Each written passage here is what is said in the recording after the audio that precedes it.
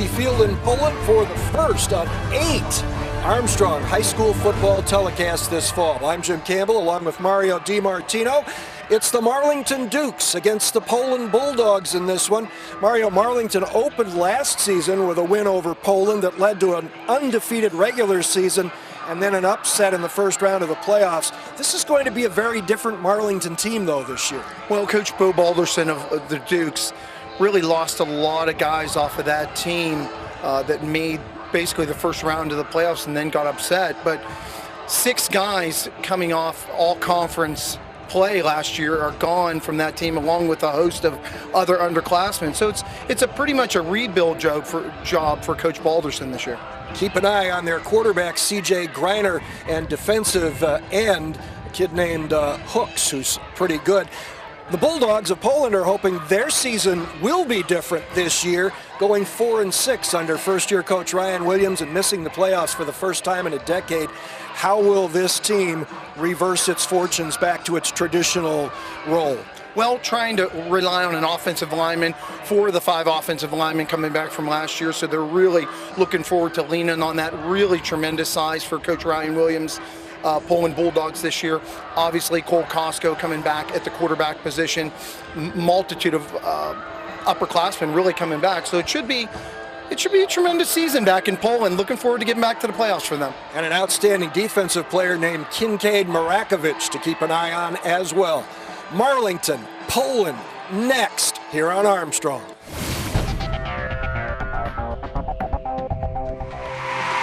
Still trying to decide between EXP and satellite? Let's take a look at the facts. Only EXP from Armstrong offers award-winning local customer support and free service calls with no contracts and no early termination fees. EXP also includes Zoom Internet, the area's fastest, plus an intuitive user interface powered by TiVo for the ultimate TV experience. As you can see, when it comes to EXP versus satellite, there's just no comparison. EXP from Armstrong, this changes everything. The opening coin toss of the season was won by the Marlington Dukes. The Dukes deferred. Poland is going to wind up kicking off. Marlington spreading out to accept the kickoff. Offensively for the Dukes, they will be opening with Ethan Lilly, number 1, and Blaine Himmelheber, number 2, at wide receivers. C.J. Greiner, the quarterback, we mentioned in the open, will be wearing number 15. And now the teams are going to flip sides from what was indicated after the coin toss, which is somewhat interesting. Yeah, a little discombobulation, but they'll get it. I guess. It's the first game. In the backfield, the fullback will be Colton Kearns. The tailback will be Anthony Sabatino. In fact, it looks like they've got the whole deal turned around here, and Poland actually will receive the football.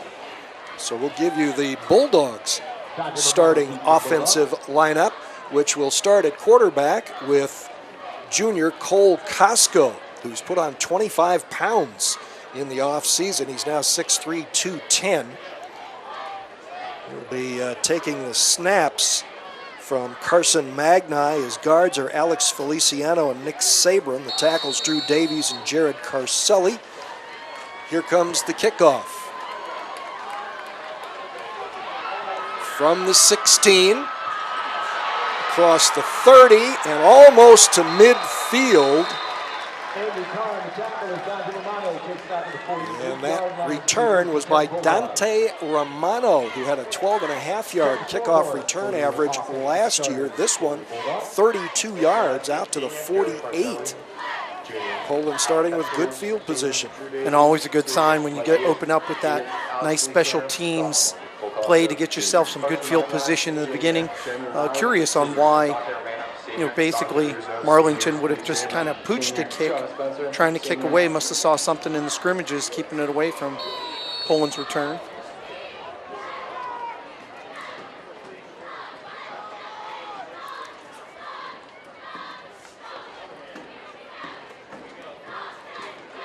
First carry of the season goes to Jonah Spencer, a 190-pound senior, rushed for almost, over 560 yards last year, averaged almost 6 yards a carry, scored 9 times. So he is a returner with experience. Poland picks up 2 on the first play. It'll be second down and 8.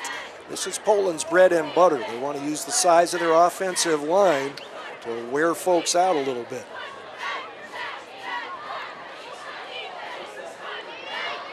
Wow. And caught in the backfield is Jonah Spencer on the toss sweep. Boy, beautiful penetration by Andrew Carr. Really swept in there, 6'1", 160 sophomore, showing very good pursuit angle, trying to turn that corner. And really, Poland's one of the few teams really left in our valley that get that quarterback under center probably as much as anyone, where don't really open up in a shotgun all the time and just stay in that, where you actually get your quarterback under center. 3rd and long from the 42. Costco fires his first pass of the season. Nice catch, and it'll go with yards after catch for a first down. The receiver, Nathan Alessi, a 6'4" senior. He caught 4 passes a year ago, and that winds up being a 20-yard completion to the 38. Boy, and I love the quick release by Cole Costco, and then Alessi, really big receiver at over 6'4", 205, rangy, good hands. This is a breakaway run. It's going to go for 6 for Jonah Spencer. Amazing hole over on that left side by that offensive line. You could see why Coach Ryan Williams so high on this Poland offensive line team, returning from last year. Just some good guys, really good size up front, and made a massive hole against Marlington. So Jonah Spencer, who got into the end zone 9 times a year ago, uses less than 2 minutes. And on his 3rd carry in this 4-play drive, gallops in from 38 yards out. Drew Davies and Tyler Eichert over on that left side of Poland's offensive line. Mikey Kushner making his debut as the place kicker, replacing the reliable Colt McFadden. And Kushner, another soccer player, out of the snap of Scott Campbell and the hold of Stephen Bannon. Through, and Poland has an early lead on Marlington, 7-0. Mario, that was certainly an example of what that offensive line can do. And again, those guys have good size. Guard Nick Sabrin, as an example, is 20 pounds heavier this year than last. Even with that in mind, they moved him from tackle to guard. He checks in at 275 now. Yeah, and really nothing's more important in any of this, depending on whatever level you're at, is it all begins up front, and how well those young people up front, the big uns, can really protect all the so-called skill position players. But I was really impressed with the delivery and the quickness of the release of Cole Costco, because really no time for Marlington to get up into his face, and then really the way Alessi kind of really did a nice job of cutting right in front of that defensive back, utilizing his hands. Beautiful. All right, Poland will kick it off. That was a 4-play, 52-yard drive that took 1 minute and 43 seconds. How about answering the adversity, though? I mean, you get the tackle for loss, but then you answer back with the throw and catch.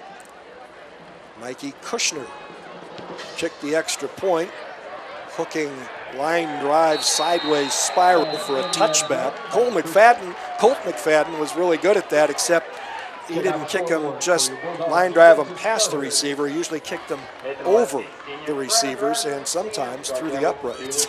I believe I was reading that story where Coach Ryan Williams was talking about during his career here, there was almost 80 possessions that basically went out or were just kickbacks that the offense had to start at the 20-yard line. And we talked about that all the time last year in our broadcasts in regards to making teams go the long field. Okay, Marlington in possession for the first time. C.J. Greiner at quarterback. He will throw first down, and it is scooped up cleanly by Blaine Himmelheber, who made 2 receptions last year. He is a junior, 5'10", 170. Greiner was the backup quarterback last year and hit 3 of 9 passes for 47 yards and a touchdown. That one was good for 5. Really quick release that time for Greiner. Made the decision very quickly and just popped it out. Simple little curl route.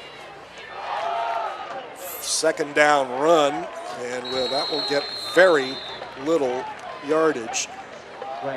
Part of Marlington's problem in the early going is that their 2 top returning running backs are not available because of injury. That was Anthony Sabatino, sophomore, picked up 2, so it makes it 3rd down and 3. This is a no-huddle offense, but not necessarily a hurry-up offense. Greiner with a sidearm throw, nearly picked off. Brandon Behringer had a shot at it.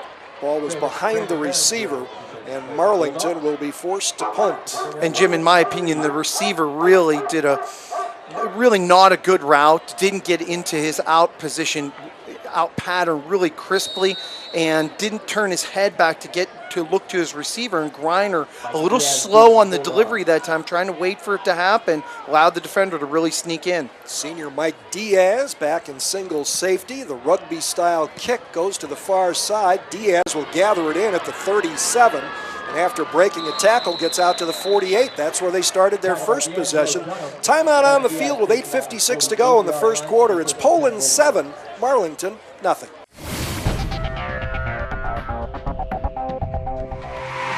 When looking for home design inspiration, don't just be inspired, be Baird inspired. Whether new or remodeling, Baird Brothers has the latest trends like shiplap to refresh your home.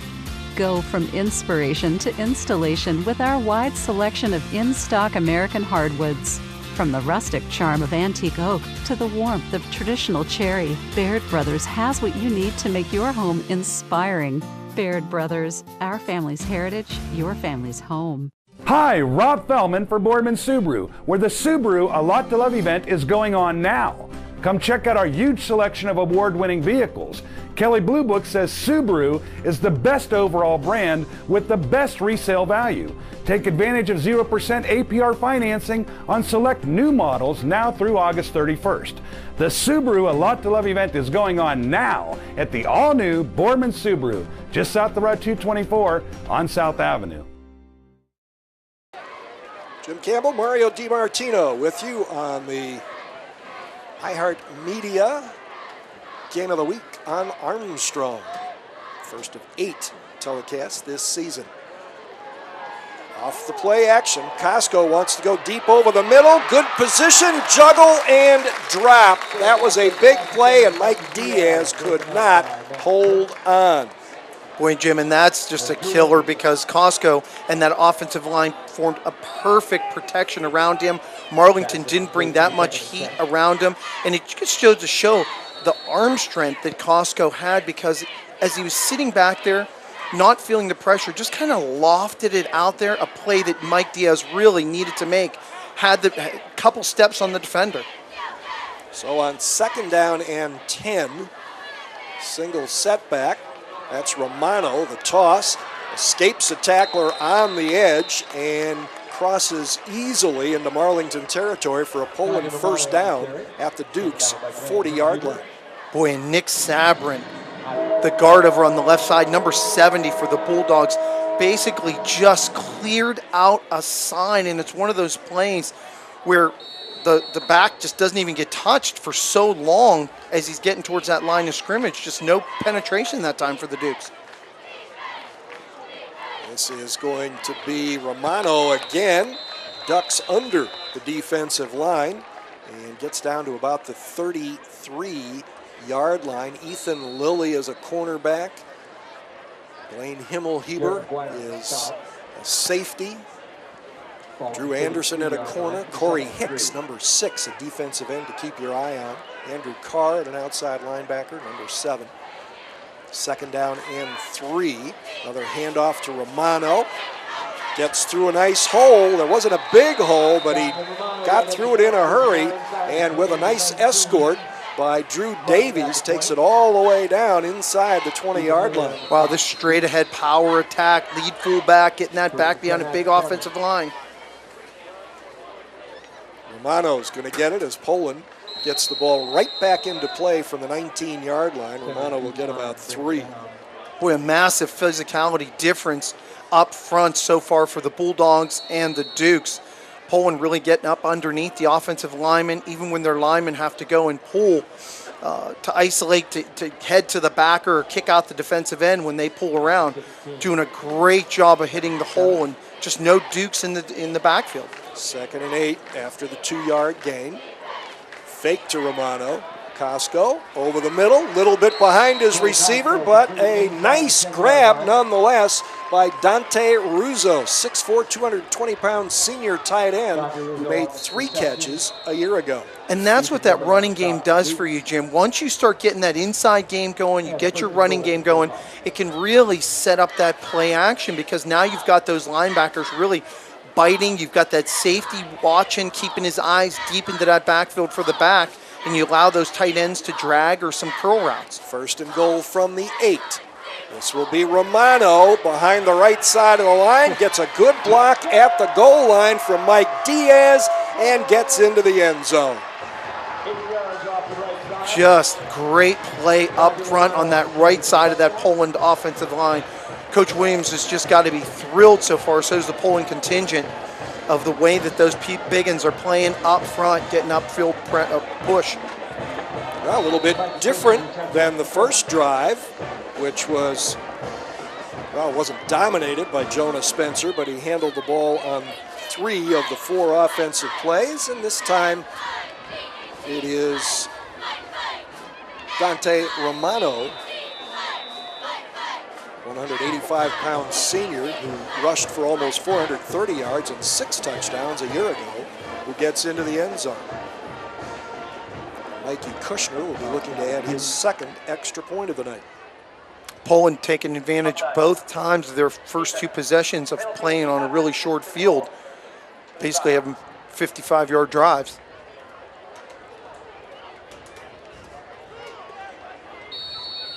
The penalty here against Marlington, and it will move the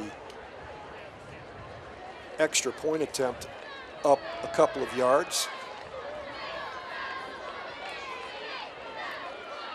Again, Stephen Bannon is the holder, and this extra point is hooked left. No good. But Poland has a 2-score lead with 6:57 to go in the first quarter. It's the Bulldogs 13, Marlington nothing. This is the iHeartMedia High School Football Game of the Week on Armstrong.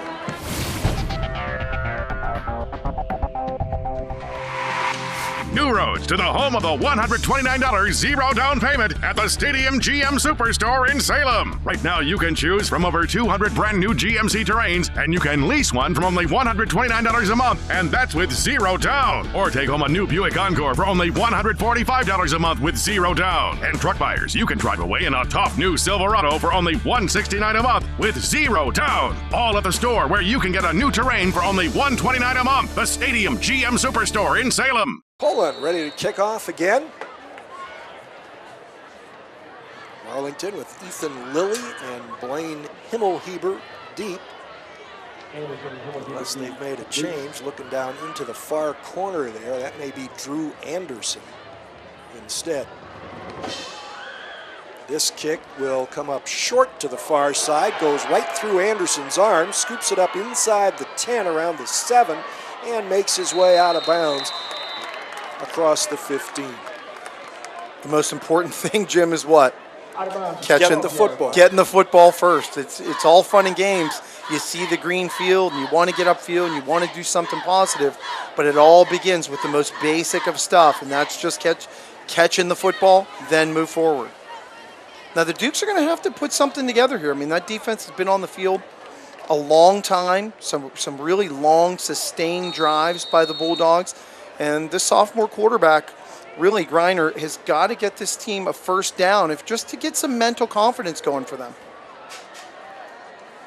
Head coach Bo Balderson says Greiner is a sophomore who does not play like a sophomore. Off the play action, finds a receiver on the outside. A missed tackle is going to turn into some yards after catch for Anthony Sabatino. Very good quickness for Sabatino to put on a beautiful move on the cornerback of Poland, bounce to the outside, and it's just a case where the cornerback, Nathan Alessi, who had a great catch in the first initial drive, just didn't keep that outside contained, let the receiver put on a little shimmy and bounce to that edge. 9-yard pickup, 2nd and 1 from the 26. Good juke move, nice hit in the backfield, and this is going to be basically no gain. Maybe a half yard. It's going to be 3rd and short. Tino was the ball carrier. Boy, and some super penetration that time by number 23, Alex Katsoulis, a senior for the Bulldogs, really coming in from his linebacker position, very disruptive, getting some deep penetration against that run. Katsoulis had 59 tackles, 13 tackles for loss a year ago. They marked that as a first down. Going to an empty set for the Dukes here. From the 27, Greiner looks left, throws it underneath to Sabatino, complete just across the 30, and he spins out to the 35. A nice gain that'll bring up 2nd and short. Well, Jim, and I think that's where Greiner, the quarterback of the Dukes, has really had some good success, getting it very quick out. It's not so much a short drop because he's basically receiving the ball out of the shotgun. 1, 2, 3, making a read and delivering the ball. 3 receivers right, 2 to the left, quarterback draw. 1st down and more for Greiner out across the 40. Greiner last year in limited play gained 20 yards on 9 rushes. And there, he takes it from the 35 to the 43, a pickup of 8. And a wonderful setup, quarterback draw basically for Greiner, utilizing Poland's aggressiveness up front with their defensive linemen getting upfield very quickly, basically not paying attention to the run. Play action to Sabatino, throw out in the flat off the fingertips of Colton Kearns, a junior, a fullback. Boy, and if it's a case where if C.J. Greiner, that sophomore quarterback, would have waited just a little bit longer, he had number 2, Himmelheber, on a beautiful post route because the safety looked like he had bitten up on basically the pump a little bit, and he was wide open down deep in the post. So it is 2nd and 10 for the Dukes with a man in motion. Sabatino gets the ball, breaks a tackle at the line of scrimmage across the 45 to the 47, bringing up 3rd and 6. Well, and that's the other thing about Sabatino. Does a nice job of following through, even after getting some initial contact. Basically falling forward, gaining that 1, 2 extra yards. As you add them up cumulatively over a game, it really matters. Only a sophomore. Marlington's JV team was also undefeated last year, going 8-0, so they have some troops who are used to winning to fill in for all those missing veterans from last year's regular season undefeated team. This is going to be a penalty against Marlington of 5 yards. And that's just what we were talking about, Jim, that the Dukes had really needed to do. They needed to just get a drive together, get a couple of first downs, gain a little confidence. Coach Balderson is playing a lot of new guys this year, and you've got to get some guys just out there, some sea legs, even though they've had 2 scrimmages and maybe a jamboree. That makes it 3rd and 11. Greiner had the option set up, chose not to take that option and keep it himself. Gets a couple of yards back, but for the second time in as many possessions, Marlington will be forced to punt. Boy, and Scott Campbell of the Bulldogs, number 90, a super job of staying lateral along that line of scrimmage, not allowing the bounce back, and that defensive Poland read that option to the outside perfectly, staying lateral.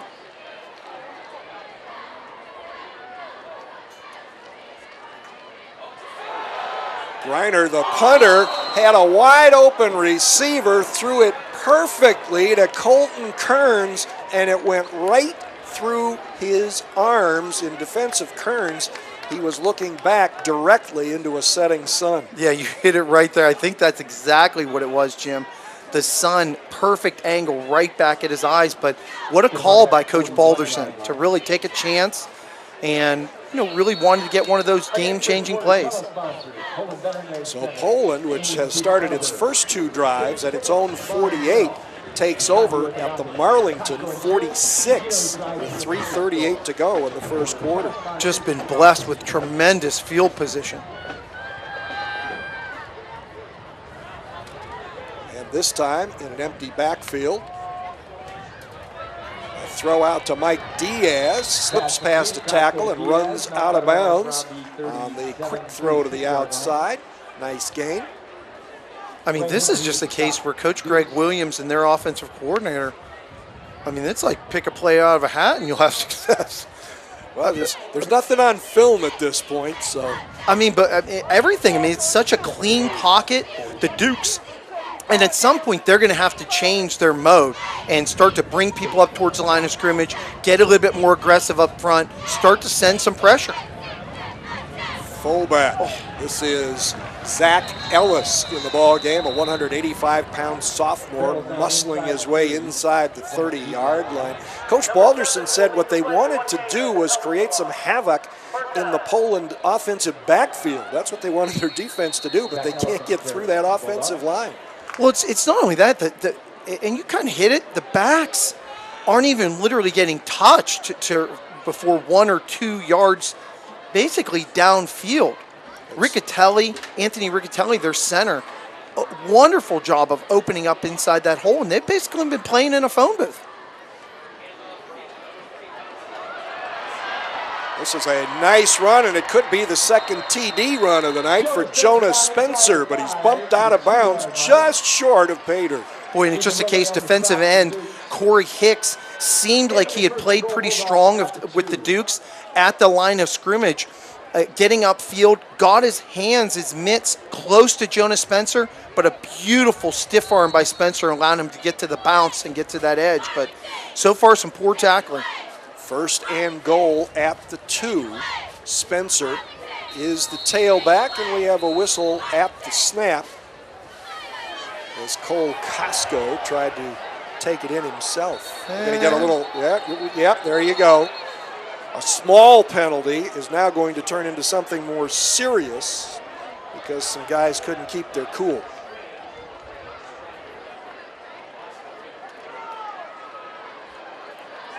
So let's see what the...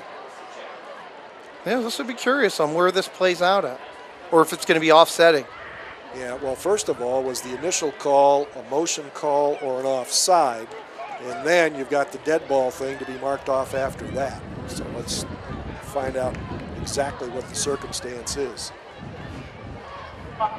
It looked like... As number 6 for Marlington had illegal equipment and must leave the game for 1 play. During the dead ball interval, personal foul, unnecessary roughness, number 74 of the offense, 15-yard penalty. All right, here's the deal. Corey Hicks, defensive end, had an equipment problem that was considered an illegal piece of equipment. So he has to leave the field now for a play. So that's why things were whistled dead. No penalty there in terms of yardage. But then Poland was called for unsportsmanlike conduct. Junior 305-pound tackle Jared Carcelli was singled out. So instead of first and goal at the 2, it's first and goal at the 17.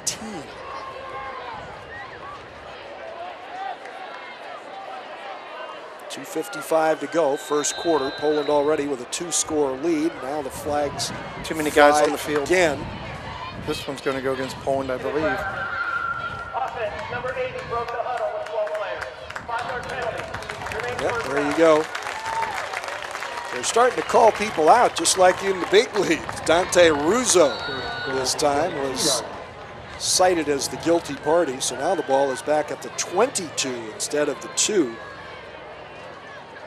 And it's still first down. Costco alone in the backfield, plenty of time, and a bad overthrow. Decent coverage, however, on Spencer.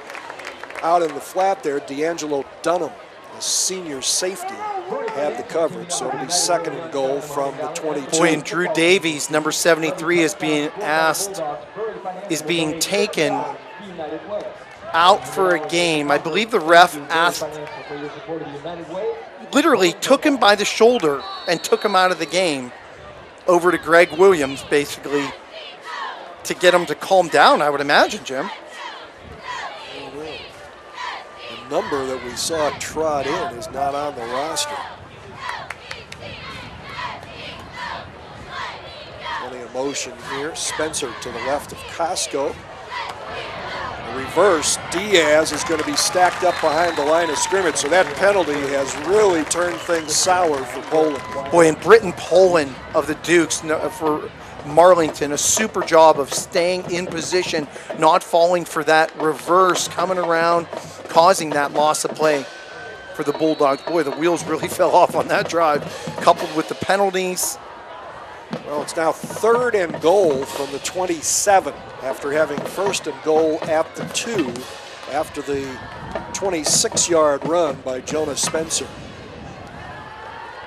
Costco with trips right, split left, looking upfield, lots of time in a great pocket, has his man Diaz, and he'll be tackled down around the 10-yard line. It'll be 4th and goal from there. Boy, and a beautiful route Diaz wrote, driving from that inside slot receiver position, gave a little bit of a shimmy to that outside, cut back on a hard cut back towards the flag, and I love the delivery of Cole Koska. Poland's going to call a timeout here with 1:44 to go in the first quarter. They will be 4th and goal at the 9 after being 1st and goal at the 2 on this drive. Again, Jim Campbell, Mario DiMartino coming to you here on Armstrong on the iHeart Radio TV Game of the Week. First of 8 such telecasts, and you'll get a chance to see each telecast a minimum of 8 times. So if you miss one in its entirety, you join it in the middle of the game or somewhere along the way, you can catch it again. So hope you'll take the opportunity to do that. Well, I've been really impressed with the balance and the play calling. I mean, Poland obviously known over the years as really a smash mouth football team, but I've been impressed on how they've utilized Cole Kosko and his skill set and basically not wasting it. You have an athlete that has a beautiful arm and touch and bloodline. They're going to settle for a field goal try here. And it will sneak inside the left upright, and Mikey Kushner, who hooked his extra point attempt on the last possession, manages to kick his first career field goal. And the Poland Bulldogs now lead the Marlington Dukes 16-0 at the 1:39 mark of the first quarter. Kushner is a sophomore, and like most kickers these days, he's a soccer player, but get this. Marlington's new place kicker this year, also a soccer player, but a goalie. A goalie, you're right. How about that? Good hands and good feet. Now, I will tell you, I did notice on the last time when they had the extra point and they missed it, I'm not going to really put that one on Kushner. It looked like they had a little bit of trouble with from the long snapper back, getting it back, and then the holder seemed to be a little bit late and almost a little bit of a mix-up there. So we're probably going to give a pass to Kushner on that one. Well, let's see. That wound up with 2 penalties, wound up being a 37-yard drive that used 7 plays and 2 minutes and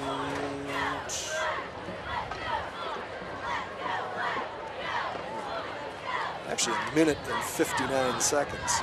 26-yard field goal is the result. Kickoff taken around the 9.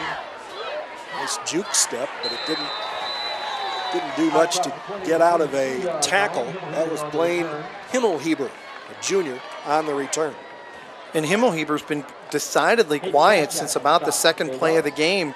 where this quarterback got him the ball kind of out in space on a little bit of a hook. Beautiful coverage coming downfield that time by Hayden Kasjak.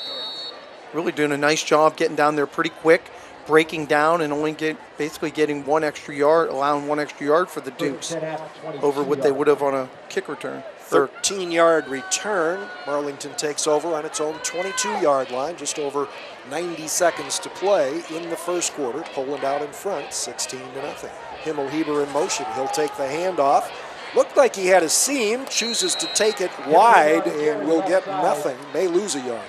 Well, Jim, and that's really on Himmelheber because the hole was there. It appeared there was about a 6 or 7 yard opening. And obviously, we're not down there at their perspective when they're coming around that corner on that jet sweep. But it's just a case that it appeared there was a hole. Kind of need to take it. 2nd and 10, no gain. And we're going to get a stoppage here for what? Maybe another equipment issue, and this time it is Kincaid Marakovich, leading returning tackler for the Bulldogs. Made 78 tackles, including 3 for loss. Had a fumble recovery, returned for a touchdown last season. Senior inside linebacker. Here we go. 2nd down. Good pocket, breaks down, and down goes C.J. Greiner.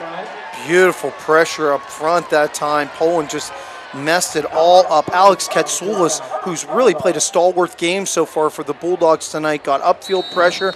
But I got to tell you, that one falls a little bit on Greiner, Jim, because I really felt that he had about a 2.5 to 3 Mississippi to read, and it appeared he really locked onto the receiver over to the right. Didn't change and just kind of waited for that to happen. So basically a coverage sack on that, in my estimation. 6-yard loss, 3rd and 16. It'll be a slot right formation. Ethan Lilly will be the inside guy, and now we're going to get a timeout here with 18 seconds to play in the first quarter. And what has been so far an impressive performance by the Poland Bulldogs on both sides of the football. The big unsportsmanlike conduct penalty notwithstanding, they managed to overcome that and get some points. Potentially almost wiped out a score entirely. And initially it just feels like Coach Balderson's Dukes are just trying to find their new identity after losing all those guys from last year. A huge victory at Marlington last year, 35-21 over the Bulldogs, which really set them up for a wonderful year, 10-0, and then just a massive upset to Akron East in the first round after being a #1 seed. All right, here we go. It is 3rd and long for the Dukes.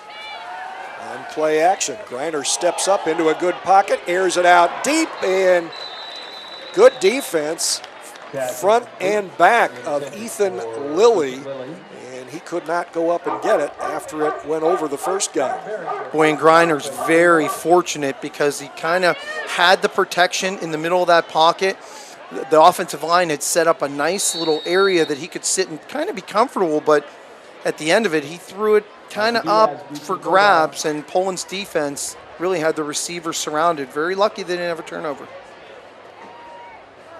That's a decision that Coach Balderson, when they look back on film, will say, kind of what were you looking at there, young man? Greiner with his second punt, very high, but over to the far side, going to get a great bounce, and Mike Diaz is going to let it bounce dead all the way down at the Poland 26-yard line on what is the final play of the first quarter at Dave Pavlansky Field in the season opener for the Marlington Dukes and the Poland Bulldogs. Bulldogs lead it 16-0.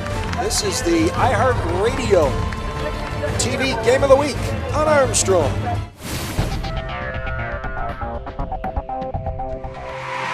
Healing Heroes is an opportunity for Armstrong and our communities to give back. We've partnered with Guardian Angels Medical Service Dogs, which rescues, raises, and individually trains the highest caliber service and assistance dogs at their facility in Williston, Florida. They are then paired with veterans with disabilities such as PTSD, seizure disorders, and more. If you would like to help, visit facebook.com/Armstrong One Wire and click the Healing Heroes tab. Together, we can unleash the power to heal. Welcome back to Dave Pavlansky Field in Poland. First play of the second quarter. Follows a punt on the final play of the first quarter. Jim Campbell, Mario DiMartino bringing it to you. Poland leading 16-0.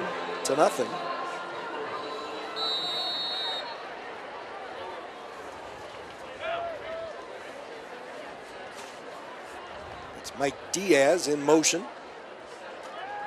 Play action fake, quick throw underneath, dropped by the fullback, Zach Ellis. He had a nice run the first time he touched the football. Little case of the dropsies here early. Beautiful delivery that time by Costco. Love the way Diaz coming across in motion, clears out that area, but it's just a case where the receiver, if the quarterback puts it in your hand, I mean, even if it turns into a 3 or 4 yard, it's the idea of that play action, the clear out. You could turn that up and it turns into a really big play. 2nd and 10. And this is the jet sweep with one of the Poland receivers, Richard Bailey. Trying to look for that inside sweep as Bailey was coming across. Really, and more than anything, that's what the Dukes need. I mean, the Dukes obviously, they've had 3 possessions and have given up 3 scores on possessions, and they desperately need a stop, Jim. Nathan Alessi out wide to the left, everybody else in tight. And this is a tough run by Jonas Spencer on 3rd and long, trying to outguess Marlington there, outsmart him. Marlington may be looking for a pass in that situation, but comes up short. And I think actually for your stats, I think that was Richard Bailey. Bailey again, 6, not 3, and it was Corey Hicks who made the stop. Who's actually been, Coach Balderson had talked with you earlier, I believe, about how impressed he was with Corey Hicks, and been decidedly almost a little bit disappointing here so far early on. And I got to tell you, a lot of lack of emotion, basically from both sides in my estimation. All right, punt coming up after another whistle. Delay of game against Poland. A little bit of penalty fest here late. Especially against Poland. So that'll put the ball back at the 27-yard line. First punt of the season.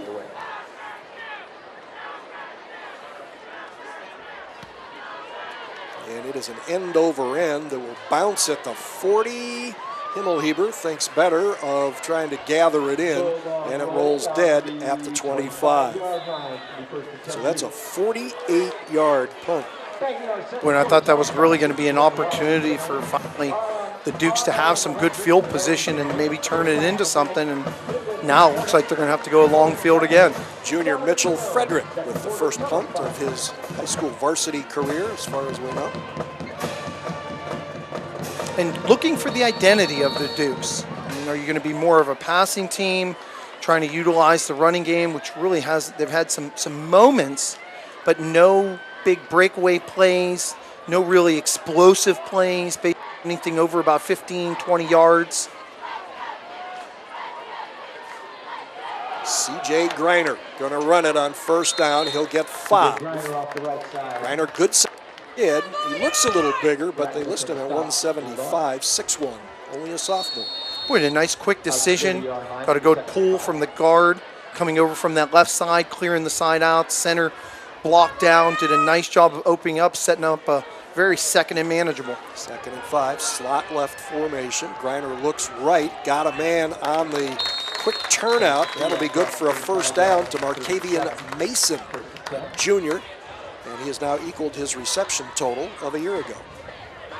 Very clean route. Love the way Greiner basically threw the ball before Mason was into his break.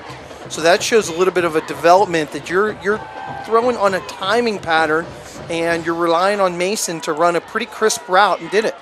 Again, Coach Bo Balderson said Greiner is a sophomore quarterback who doesn't play like a quarterback.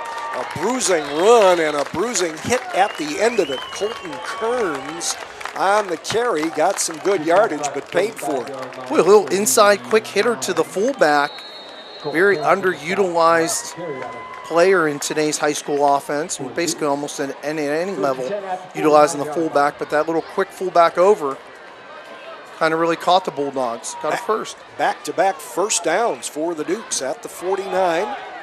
Out of the backfield, little bit of a broken tackle, and into the secondary and into Poland territory goes Anthony Sabatino, who was prominent on the first couple of possessions. It'll be 2nd down and 6 from the Poland 47. Boy, maybe a case where the Dukes offensive line really kind of starting to get maybe their sea legs here, getting a little push up front. This is Greiner again, and he is hammered down after a gain of just 2. And that will bring up a 3rd down and 4. Boy, and a beautiful play by number 33, Kincaid Marakovich. Middle linebacker to really seal that hole up. Just broke down, bent his legs, and just drove into the quarterback. Empty set with 3 receivers right and 2 left. Greiner on the quarterback draw, stuffed up behind the line of scrimmage and driven back. And they'll be forced to punt again. And I believe the guy that broke through was Tyler Campbell, senior noseman. Yeah, held up strong.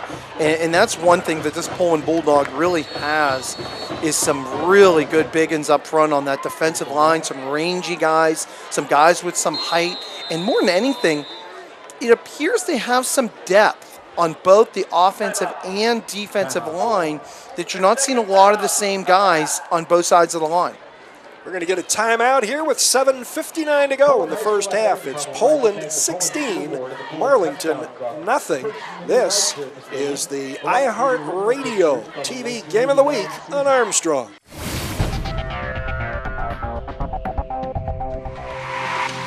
Hi, Rob Fellman for Boardman Subaru, where the Subaru A Lot to Love event is going on now. Come check out our huge selection of award-winning vehicles. Kelley Blue Book says Subaru is the best overall brand with the best resale value. Take advantage of 0% APR financing on select new models now through August 31st. The Subaru A Lot to Love event is going on now at the all-new Boardman Subaru, just south of Route 224 on South Avenue. All right, it is 4th down for Marlington from the Poland 46, and the Dukes will go for it. Wonder if they're going to try and draw them off first. Maybe. It's 4th and about 5. Greiner has already had a fake with a pass. He's going to throw. Got his man, but Poland has it covered, and it will not be a first down. Excellent coverage on the completed pass to Anthony Sabatino. Boy, and Nathan Alessi from his wide side cornerback position. Good time for the Dukes up front for the offensive line. It's just a case where the back didn't get over the first down, and Nathan Alessi, the wide side cornerback, stayed in good position in that zone defense for the Bulldogs and just made the tackle in space. Kept everything in front of them. It was a 4-yard pickup, and they needed 5, so Poland takes over with 7:52 to go in the first half at its own 42. They've had great field position all game so far. On the first play, it is Jonas Spencer for short yardage. Really good penetration that time by Garrett Pierce, number 25 of the Dukes. Came in and really discombobulated that whole thing at that line of scrimmage. Pickup of 2. 2nd and 8. Poland really tightening up with tight ends, fullbacks, double set. Toss. Coming to the near side, it is Romano dragging a tackler with him, and there's going to be a flag. Blaine Himmelheber was the guy hanging on for dear life, trying to bring down Dante Romano before too much damage was done. Holding call against Poland, however, will wipe out the game. When it's a shame because it really seemed like it was almost right at the end as the back was heading out of bounds for Poland. I got to tell you, excellent block by Dante Russo. Number 80 did a super job from his tight end position, really coming off stepping with that left foot, doing a great job of sealing off that defensive end who didn't keep that outside contained, keeping his head to the outside of the other guy's helmet. Penalty takes the ball back to the 37.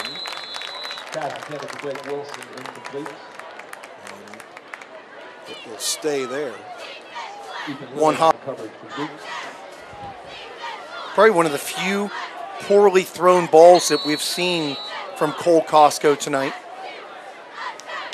So it is 3rd down and 17 coming up for Poland. Actually 3rd and about 15. It's one thing to try and throw it in the only place that maybe your receiver could get it, but you got to at least give him an opportunity. Slot right formation. Costco drops, throws the screen over the middle, and it is dropped by Jonah Spencer.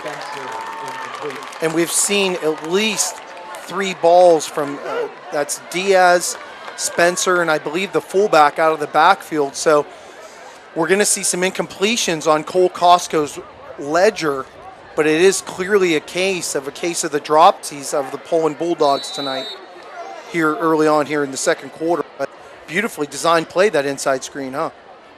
Yeah, everything was good except the finish. Using the rush against themselves. Mitchell Frederick. This is a much better punt, a booming spiral, and unfortunately for Frederick and the Bulldogs, it bounces all the way down into and through the end zone. That was a great looking punt, and if he can hit them like that during his career, he's got 2 years left, Poland's going to be in good shape in that part of its kicking game. Yeah, and it continues the slide for the Dukes tonight, with beginning with really poor field position, or basic at best. That is a 63-yard punt. In addition to the 48er on the bounce last time, right? Exactly. But that one works out to be a net of 43 because of the touchback.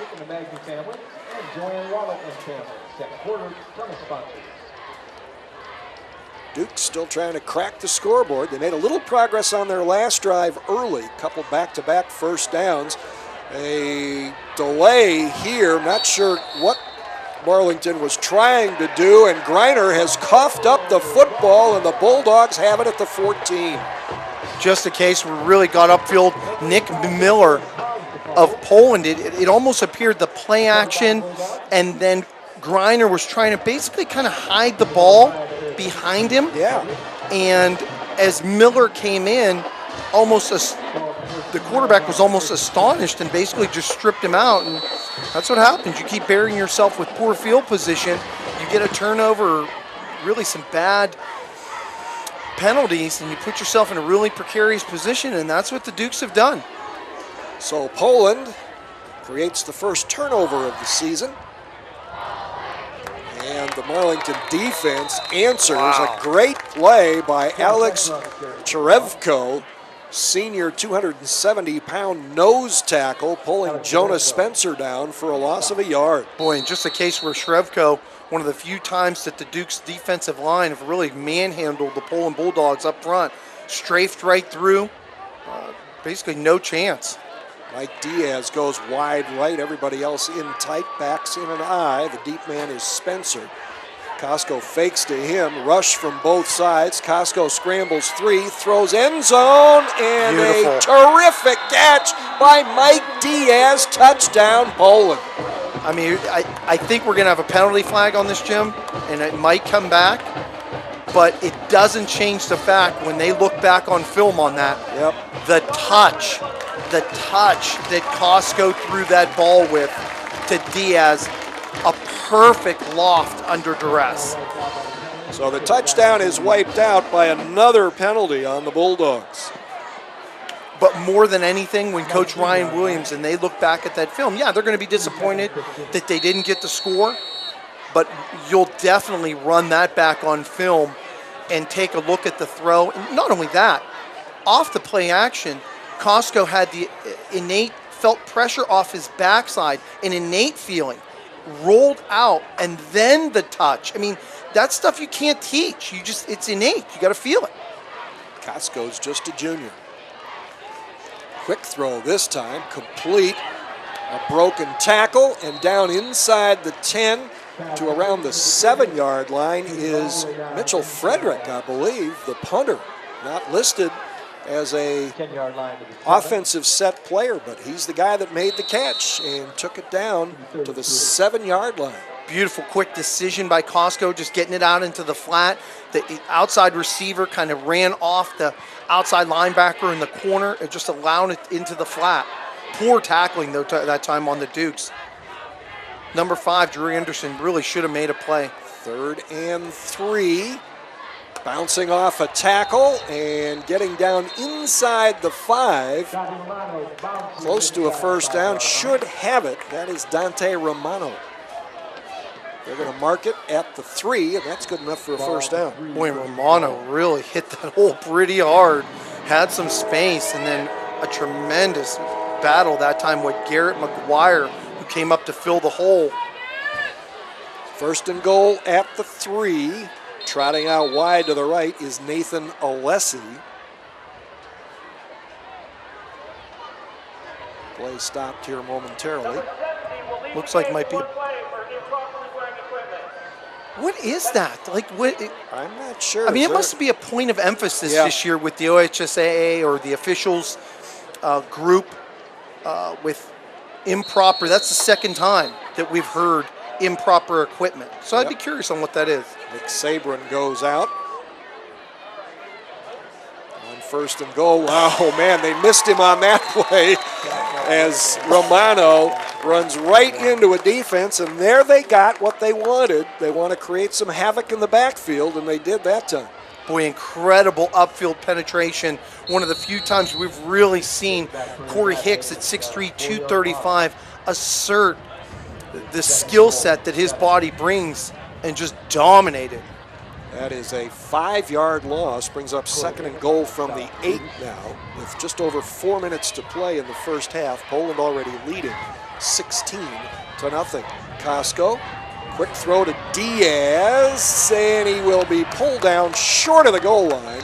It'll be 3rd and goal from around the 2, and now we may get, are they going to call that a touchdown? They are. Oh, my. I can't believe that. Nope. It did. I mean, it clearly looked like at about the 2-yard line that Diaz knee, when he made contact with the defender, who really did a good job of getting up on him, wrapping him, and trying to swing him down. But it appeared that Diaz, to me, from my vantage point, that Diaz was down at about the 2. I thought exactly the same thing.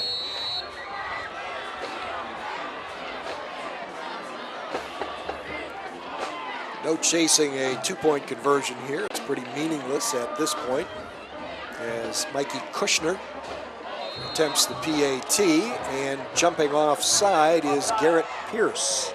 Now we're going to have something a little bit more interesting. Now I'm wondering if they are going to go for it. I mean, I'd never do this. I wouldn't do this unless you're just trying to get early on because maybe you feel like you have control of the game with the way that your offensive line's been playing and your defense, that now you want to get almost some experience running a 2-point conversion. Yeah, but it's an extra snap for your offensive unit, and as you say, you know, running a 2-point conversion is different than a play that you're running maybe from the 30-yard line or something. So it's good experience with really nothing at stake. Costco jungles the snap and then crushes a tackler as he gets to the goal line. He absolutely drilled Drew Anderson to get into the end zone. The 2-point conversion is good, and now with 3:56 to play in the first half, it is Poland 24, Marlington nothing. This is the iHeartRadio TV Game of the Week on Armstrong.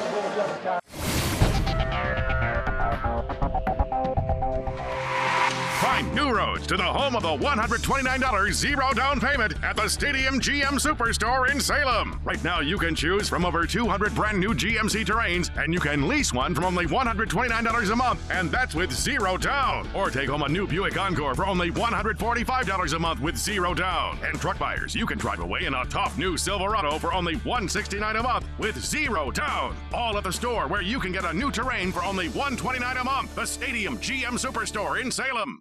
When looking for home design inspiration, don't just be inspired, be Baird inspired. Whether new or remodeling, Baird Brothers has the latest trends like shiplap to refresh your home. Go from inspiration to installation with our wide selection of in-stock American hardwoods. From the rustic charm of antique oak to the warmth of traditional cherry, Baird Brothers has what you need to make your home inspiring. Baird Brothers, our family's heritage, your family's home. Stretch of the quad as he prepares to kick off after another extra, well, he didn't have to kick the extra point there, a 2-point conversion, giving Poland a 24-0 advantage. Just under 4 minutes to go before halftime. This one is going to sail down, hit at the 5 and bounce out of bounds. That was Drew Anderson who took that punishment from Cole Casco on the 2-point conversion run, watching it tentatively, and it went out of bounds. He was going to be somewhat of a winner either way. It was either going to go in the end zone and be a touchback, or there was going to be a re-kick. The ball will be placed at the 30-yard line. First down. At least they'll get their first bonus of really good field position. Probably their best of the evening. Now they're going to take it at the 30-yard line, 35-yard line rather. And can't say enough. I mean, really, now you're getting yourself into a little bit of a precarious position now. At 24-0, 4 minutes left here in the second quarter, Jim. Let's remember, I mean, down 30. I mean, down 30, you get yourself into a position of a continuous clock, which... Absolutely. It's Himmelheber in motion.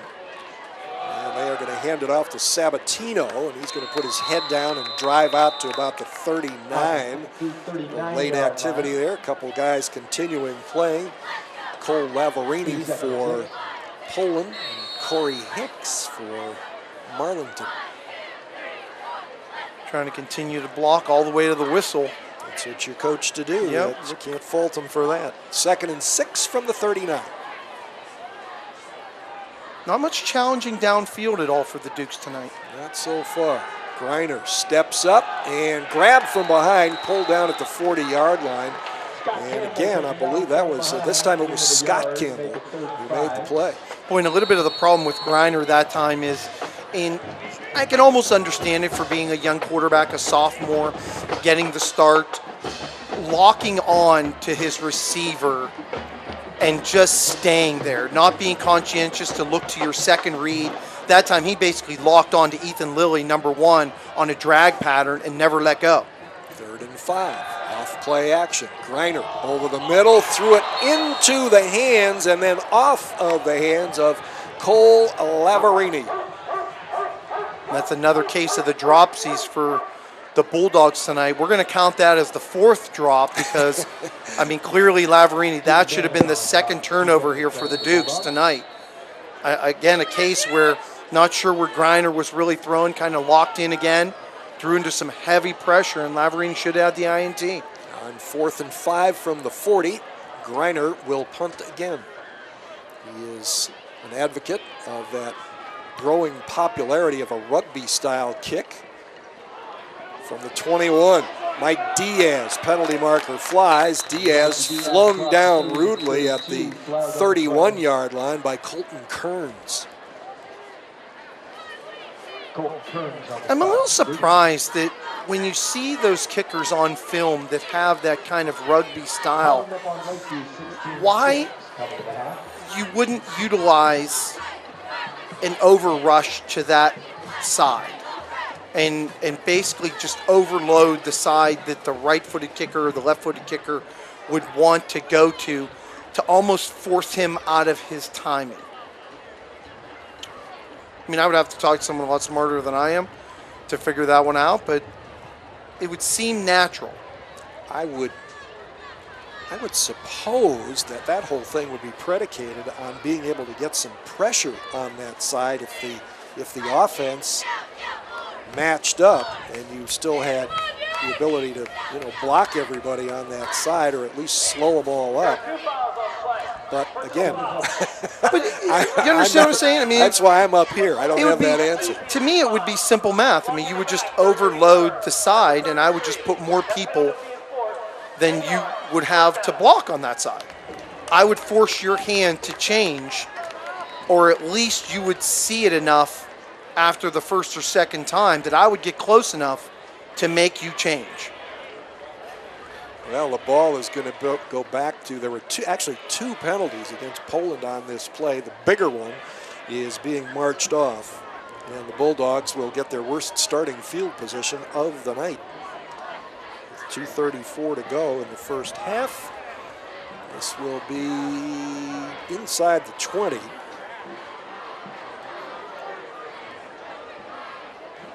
When it's like a beautiful opportunity almost, with the lead, some comfort, knowing that your defense has played really well, to almost go into a little bit of a 2-minute offense here.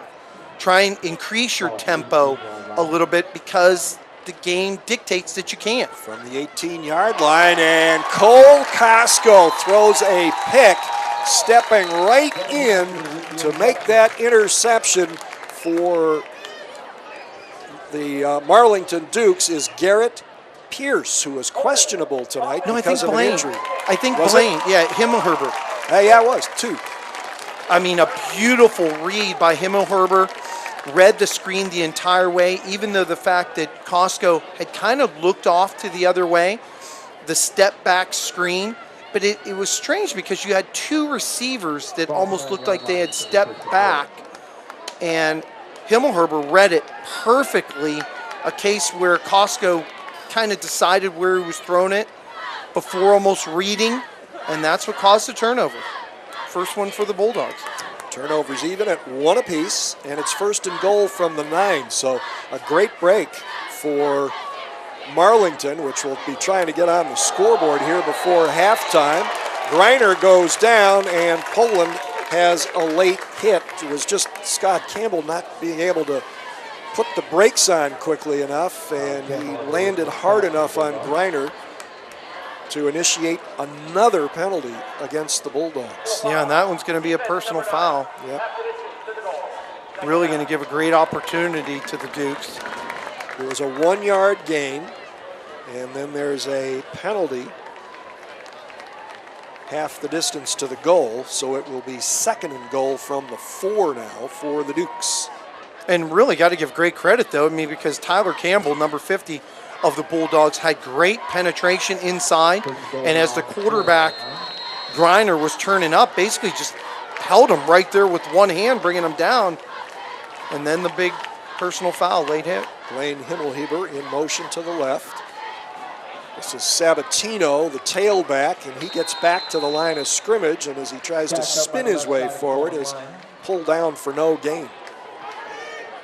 And it's basically a case where the Dukes, their offensive line is just not able to get that upfield push against this defensive front of the Bulldogs, basically being manhandled, having to basically utilize their passing game because the physicality is just not there.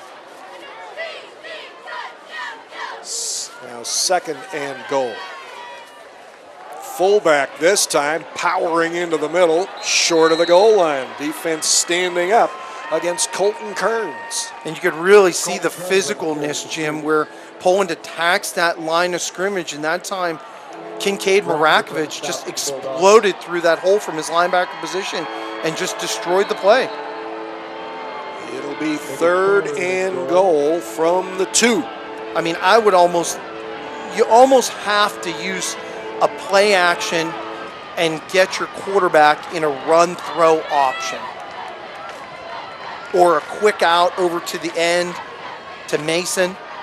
Less than a minute left in the quarter. 5 on the play clock. Griner wants to throw. Now a big opening on the left side, and he's going to beat the defense to the far corner, the front corner of the end zone. And Marlington gets on the scoreboard. Great play by Mason, the wide receiver to that far side, to really clear out the area. And then Griner with a really good read, feeling that pocket presence, seeing that the Bulldogs, no outside containment on that side. That falls basically on that outside backer or outside defensive end, not keeping outside contained, allowing Griner to bounce and get the score. All right, Colton Wade will be on to attempt the extra point. Ryan Cooley is the long snapper. Blaine Himmelhuber is the holder. And the kick is good. First conversion of the year for Colton Wade, the soccer goalie. And it is now a 24-7 ball game as Marlington creates a turnover, gets it first and goal at the 9, and takes it in. Boy, and the beauty of it is both teams, both Poland and the Dukes of Marlington, have took advantage of both of their turnovers, turning them both when they got possession down deep in the other's territory, turning them both into scores. Looked a little precarious that time for the Dukes, but ended up turning it into a TD. All right, that was a 9-yard, 3-play drive that took 1 minute and 42 seconds. CJ Griner with the touchdown run on a bit of a broken play, but all the flow went right, and it left a big opening on the left, and he was able to just chip the front end of the end zone in the front corner at the goal line. Boy, and that's something that Coach Balderson, his quarterback, really showed some pretty good wheels on that, getting to that edge. It's Griner's first rushing touchdown as a varsity football player. He threw a touchdown pass last year as a freshman. Kickoff short, taken at the 20. Great coverage, but get your helmet under the pads. You got a chance to bounce off and get some extra yardage. And that is exactly what Nathan Alessi did to take the ball out to the 31-yard line. Boy, and Garrett McGuire coming down with some great kick coverage. Did everything you'd want. Got downfield quick, broke down, grabbed the receiver, made a good strong hit, just didn't finish the play. So Poland takes over at its own 31 with 40 seconds to go before halftime.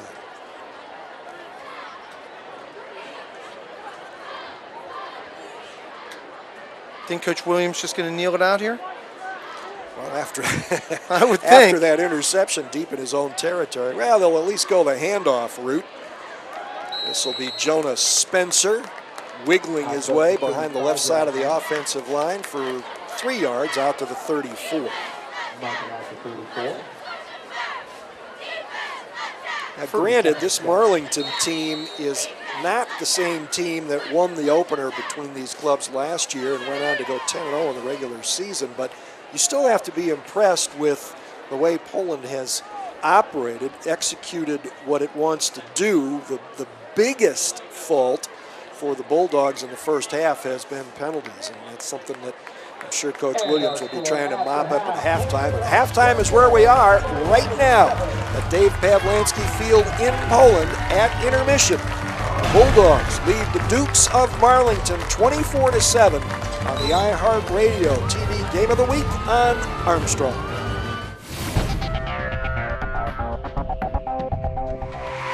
Hello, it's Janice, and I'm here to tell you about Armstrong Telephone. With Armstrong, the clarity of the phone calls is amazing. It's crystal clear. Even when we call England before we had Armstrong Telephone, it was crackling. You couldn't understand what was being said on the other line. You know how that would crackle? It was unbelievable. You could lose connection. All that went away when we had Armstrong Telephone. We're getting ready for the second half of action between the Poland Bulldogs and the Marlington Dukes. In game one of the season for both teams, 24-7. Poland with the halftime lead. Poland chalked up 204 yards in offense in the first half. Rushed 19 times for 128 yards. Jonah Spencer leads the way with 65 yards and a touchdown on 7 rushes. Dante Romano not far behind, 8 rushes for 53 yards and a touchdown. Cole Casco threw 12 passes, completed 6 for 76 yards. 1 was for a score. He also had 1 picked off that led to the Marlington score in the ballgame. 8 first downs for the Bulldogs, 39 yards on 5 penalties. For Marlington, only 71 yards in total offense in the first half, rushed 16 times for 38 yards. Tailback Anthony Sabatino leading the way with 19 yards on 6 carries. Through the air, CJ Greiner threw 11, completed 5 for 33 yards, no scores, no picks. He did have a fumble that resulted in a Poland score. So both teams have had turnovers deep in their own territory that have led to scores by their opponents. And Marlington will get a first crack to close down that deficit here in the second half. $550. Winning ticket 1825. They're going into the mandatory warm-up period before the start of the half. Mentioned the penalties for Poland. Marlington only had 3 penalties for a net total of 9 yards. They were limited to 4 first downs. I mean, you would almost feel that that's the only thing that really slowed Poland down for the most part is the penalties. Yeah, they shot themselves in the foot. They had to settle for a field goal after a first and goal at the 2, turned into a first and goal from the, I think it was the 27 at one point, and they wound up with a 26-yard field goal instead. So that was really the big one, but there were back-to-back penalties on that drive. Yeah, I mean, all in all, I would say besides the penalties, which obviously are a big part of the game, I would think Coach Ryan Williams would have to be thrilled with the way that first half played out, with the way that his offensive line had performed, the way the quarterback performed, except for some dropsies. So, I mean, now you keep adding stuff, penalties, some dropsies. Primary players listed as starters for Marlington on offense. They'll have C.J. Greiner at quarterback, Anthony Sabatino at tailback, Colton Kearns is the fullback. Primary wideouts are Ethan Lilly and Blaine Himmelheber. The guy snapping the ball is Britton Poland, a 225-pound senior, P-O-L-E-N, not Poland as in Bulldogs. The guards are John Miller, a 200-pound junior, and Garrett Young, a 255-pound junior. The tackles, a 265-pound sophomore, Riley Bray, and also a young man by the name of Jordan Bolliard, a 245-pound junior. Poland defensively with Scott Campbell at the end, Alec Katsoulis at tackle, Tyler Campbell at the nose. Poland getting ready to kick off here with Mikey Kushner. And the second half begins with a low liner that is going to bounce, takes a bounce back toward the field instead of going out of bounds, and now running for his life and being knocked down at the 3-yard line because of, again, the funny way that ball bounces and rolls. Drew Anderson lost the gamble that time and winds up all the way back at the 3-yard line. Yeah, just a case where their special teams have really hurt them tonight, Jim. Both two kickoffs, one bounced in the hands, that one just kind of got away from, but he made the cardinal rule that he ran backward and just kept going. Instead of just, when the play is a train wreck, just fall on it and live to fight another play. It's almost always better.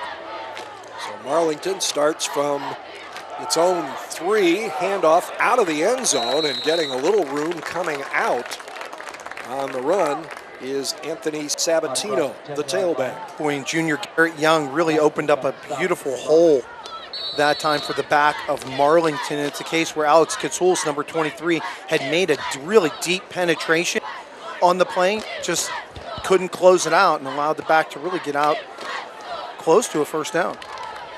7-yard pickup to the 10. It'll be 2nd and 3. C.J. Greiner takes the snap off the right side. Going to be close to the first down over there. We're going to mark it a little short, I think, so it'll be 3rd and a few chain links. And this will be a big thing for Coach Balderson's Dukes if they can get out of that special teams mishap, get themselves a first down. It looks like they got it. They did. Yeah, it's a big play. You had to get out from under that end zone, show some real fortitude, and move on. So it is 1st and 10 from the 13.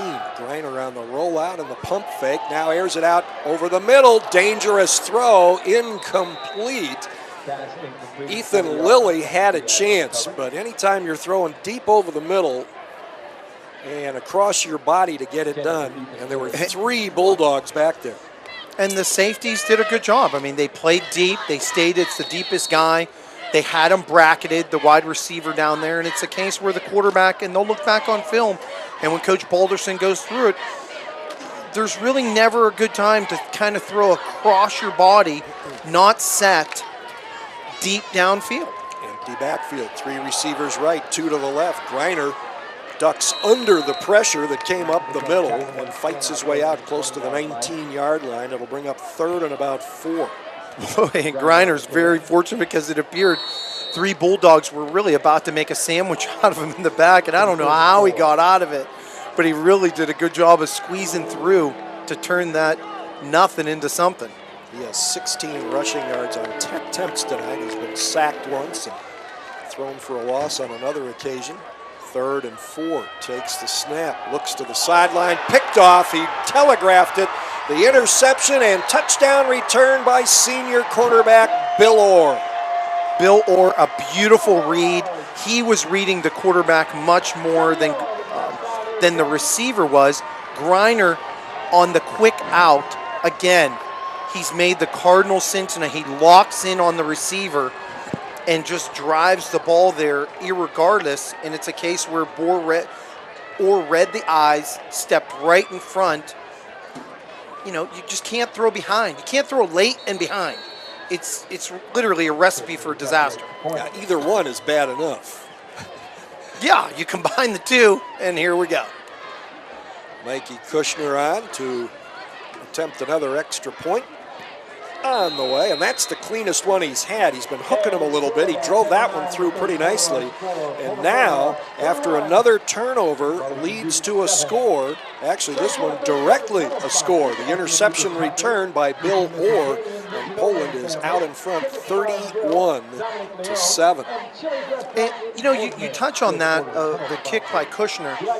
That's probably the cleanest snap that Kincaid Marakovich has really had back. And obviously they've had some practice at it tonight, but that little, we take it for granted so often because we see it, that it's just going to get back there fast. The snappers get the holder's going to get it down quick within a half a second, and the kicker's going to follow through.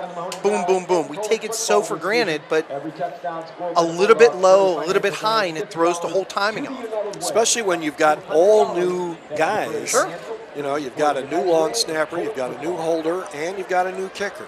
So that is something that most teams, I think, especially when you're replacing those people, fine-tune as the season goes along. I know that Coach Ryan Williams is optimistic about his guys on that unit.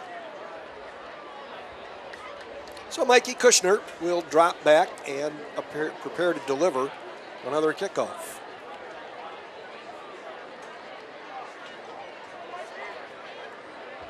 There's the boot. This one a lot cleaner. Again, hooking a little bit, taken around the 8-yard line. Coming to the near side, Blaine Himmelheber. Going to be a penalty marker thrown as Drew Anderson threw a nasty block down around the 15-yard line. So. And what Anderson did wrong, Jim, is he's going to get the personal foul on it because he launched. He didn't just continue through with the run. He basically hit in one of those crackback blocks where they're coming around, they don't see it coming, but he went airborne in an attempt to hit him. Didn't lead with the helmet, but in my estimation, it was coming airborne. Oh. They've called a personal foul, they said, on the receiving team.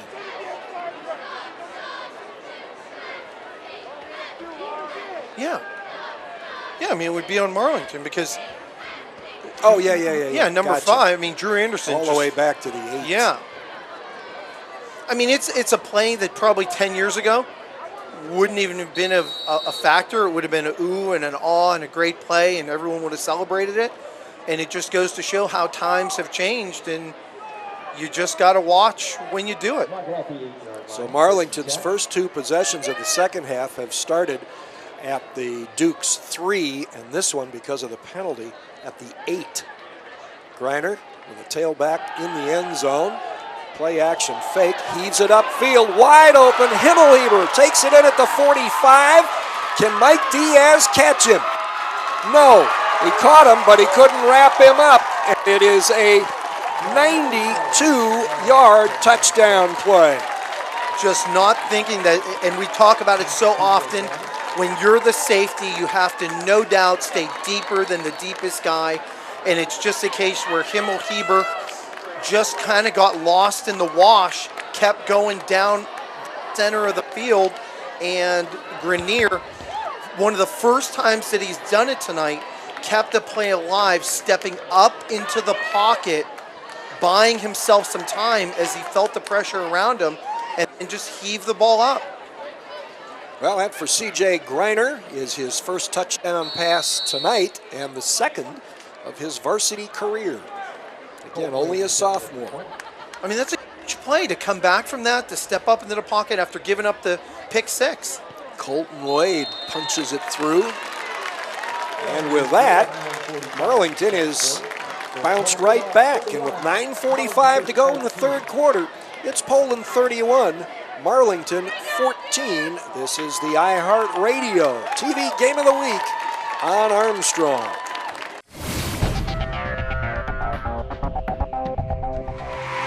Find new roads to the home of the $129 zero down payment at the Stadium GM Superstore in Salem. Right now, you can choose from over 200 brand new GMC terrains, and you can lease one from only $129 a month, and that's with zero down. Or take home a new Buick Encore for only $145 a month with zero down. And truck buyers, you can drive away in a tough new Silverado for only $169 a month with zero down. All at the store where you can get a new terrain for only $129 a month. The Stadium GM Superstore in Salem.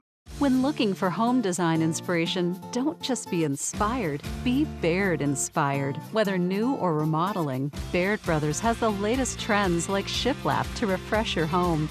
Go from inspiration to installation with our wide selection of in-stock American hardwoods. From the rustic charm of antique oak to the warmth of traditional cherry, Baird Brothers has what you need to make your home inspiring. Baird Brothers, our family's heritage, your family's home. Oh, one play, 92-yard drive there. 92-yard pass, catch, and run. About 55 yards of it was running by Blaine Himmelheber. And Mike Diaz closed ground in a hurry and actually was able to dive to try to wrap up Himmelheber around the ankles, trip him up, but couldn't quite finish the play. I got to tell you, that was some pretty impressive speed. Yep. That Diaz showed right at the end, closing. So the Poland offense will get its first touch of the ball here in the second half, even though the Bulldogs have already put up 7 points. Bill Orr with a interception return for 6. There's a kick that is hooked to the far side, and that spins out of bounds, and Poland will get it at the 35-yard line. One thing we're seeing, and of course these are new kickers for both teams, but as they are soccer style, they tend to hook the ball a little bit. So we've seen a couple of kicks float toward the sidelines, one going out of bounds for each team, and one bouncing the other way and turning into an early disaster here in the second half for Marlington. And I imagine, like, there's specialty camps for everything. I would imagine there's got to be kicking camps for all these young men to really learn that the driving through and ball placement toe placement or however the kickers do it. And it is a little different than kicking a soccer ball. On the first carry of the second half, Jonas Spencer looked like he had a hold up the middle, then looked like he stumbled a little bit, goes down for no gain. Boy, and Alex Sharefko, number 75 of the Dukes, pretty quietly here has started to play much better as that nose tackle, defensive tackle up front for the Marlington Dukes. Starting to really start to discombobulate some stuff up front. 2nd and 10, backs in an eye. And this once again is Spencer juking his way to the outside. He'll have a first down and a little more, being pulled out just short midfield. Boy, and the thing is, this Poland team, they've got some speed. Jonas Spencer has got some wheel to change direction and then get up to maximum speed and get to that edge. I've been pretty impressed with it tonight. It gives Spencer 78 yards rushing on the night in only 9 carries. Boy, if you got size up front and speed elsewhere on your team, you're in pretty good shape. Penalty marker down. Costco, there could be a second penalty here, although the first one had been thrown, so that's probably a dead ball. But Andrew Carr broke through on Cole Costco, who just threw the ball into open territory, but prior to that, there had already been a penalty called. Yep, now they're going to throw the second one. And I would think here, Marlington gets the option. You either take the illegal procedure penalty for 5, or you take intentional grounding, which also comes with a loss of down.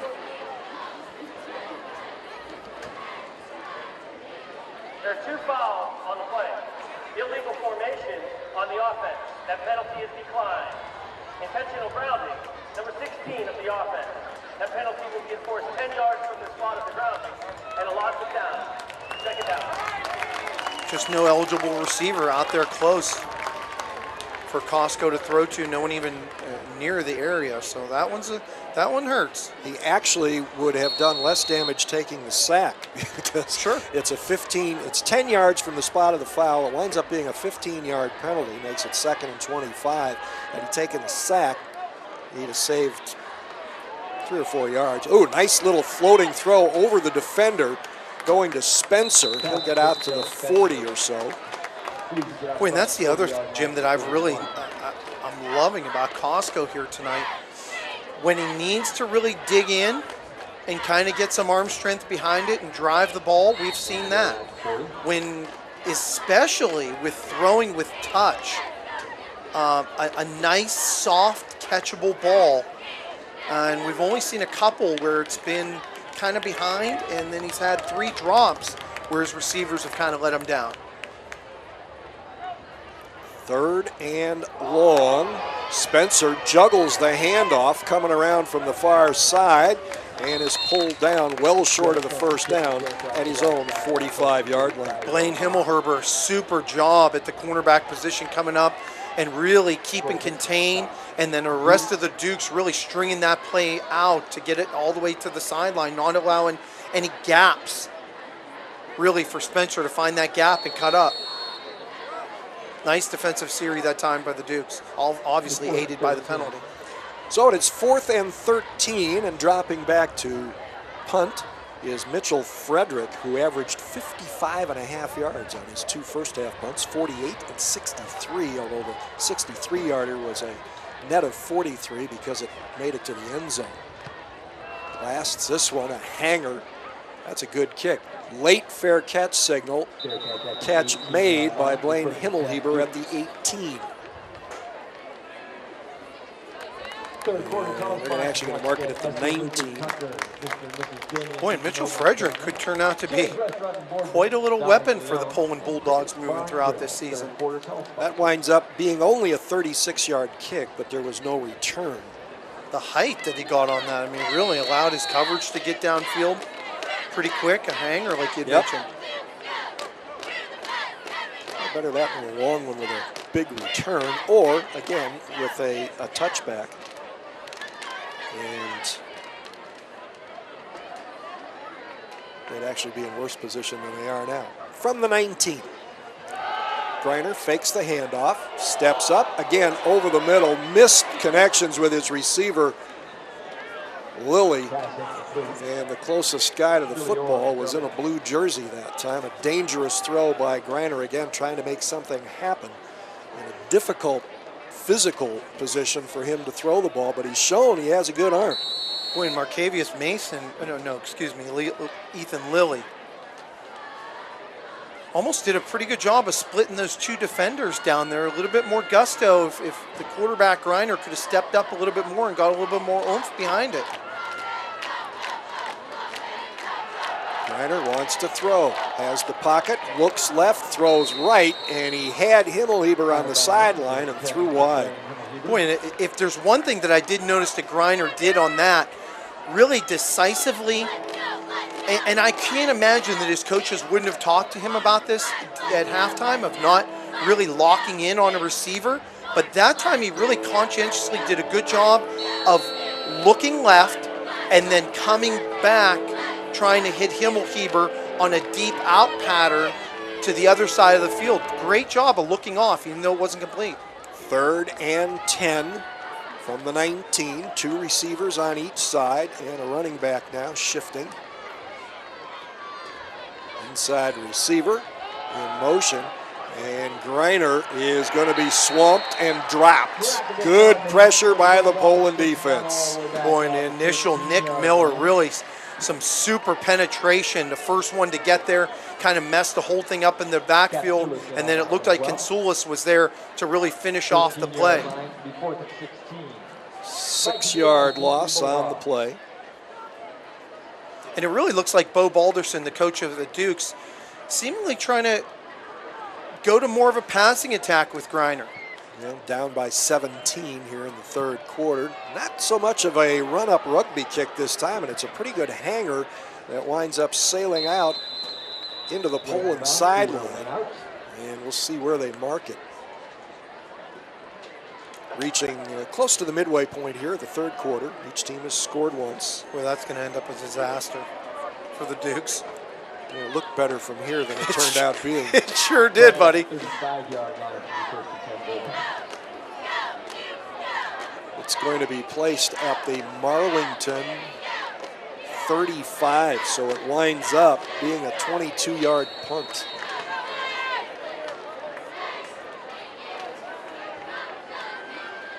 Looks like Poland's going to come back with Dante Romano at the tailback position. Yeah, they're showing some depth there. They've really used 3 guys tonight to share the duties with good effect. And it is Romano up the middle, guy diving over the top. The pile winds up down close to the 30-yard line. But again, when they go straight ahead and just get behind their either left or right guard, those kids are moving bodies out. And pretty much this entire night, they've showed the ability, except for a few moments when Alex Shrefko has kind of stepped up and played pretty strong at the point of attack. They've had great movement up front. 2nd and 6 from the 31. This is Romano again. Got a good block, sealing it. They're going to throw a penalty flag, though. It's a first down if the penalty is against Marlington, but a nice block by Zach Ellis, a sophomore fullback, I thought, sealing the potential tackler inside. Wow, they're calling him for a penalty on that. No, it was, you called it right. I mean, Ellis did have a great seal block. They actually got the tackle, number 74. 74. Yeah, 74. I mean, you saw it right, because Ellis, I mean, my eyes were actually following Ellis on that play also. Good eye there, buddy. I mean, he was moving that guy 6-7 yards downfield. So that winds up as Poland's 7th penalty of the night for 54 yards. And we're going to get a timeout. And it feels worse. The penalties feel worse. It does. All right, timeout on the field. 5:28 to play. 3rd quarter. Poland leading Marlington 31-14 on the iHeartRadio TV Game of the Week presented by Armstrong.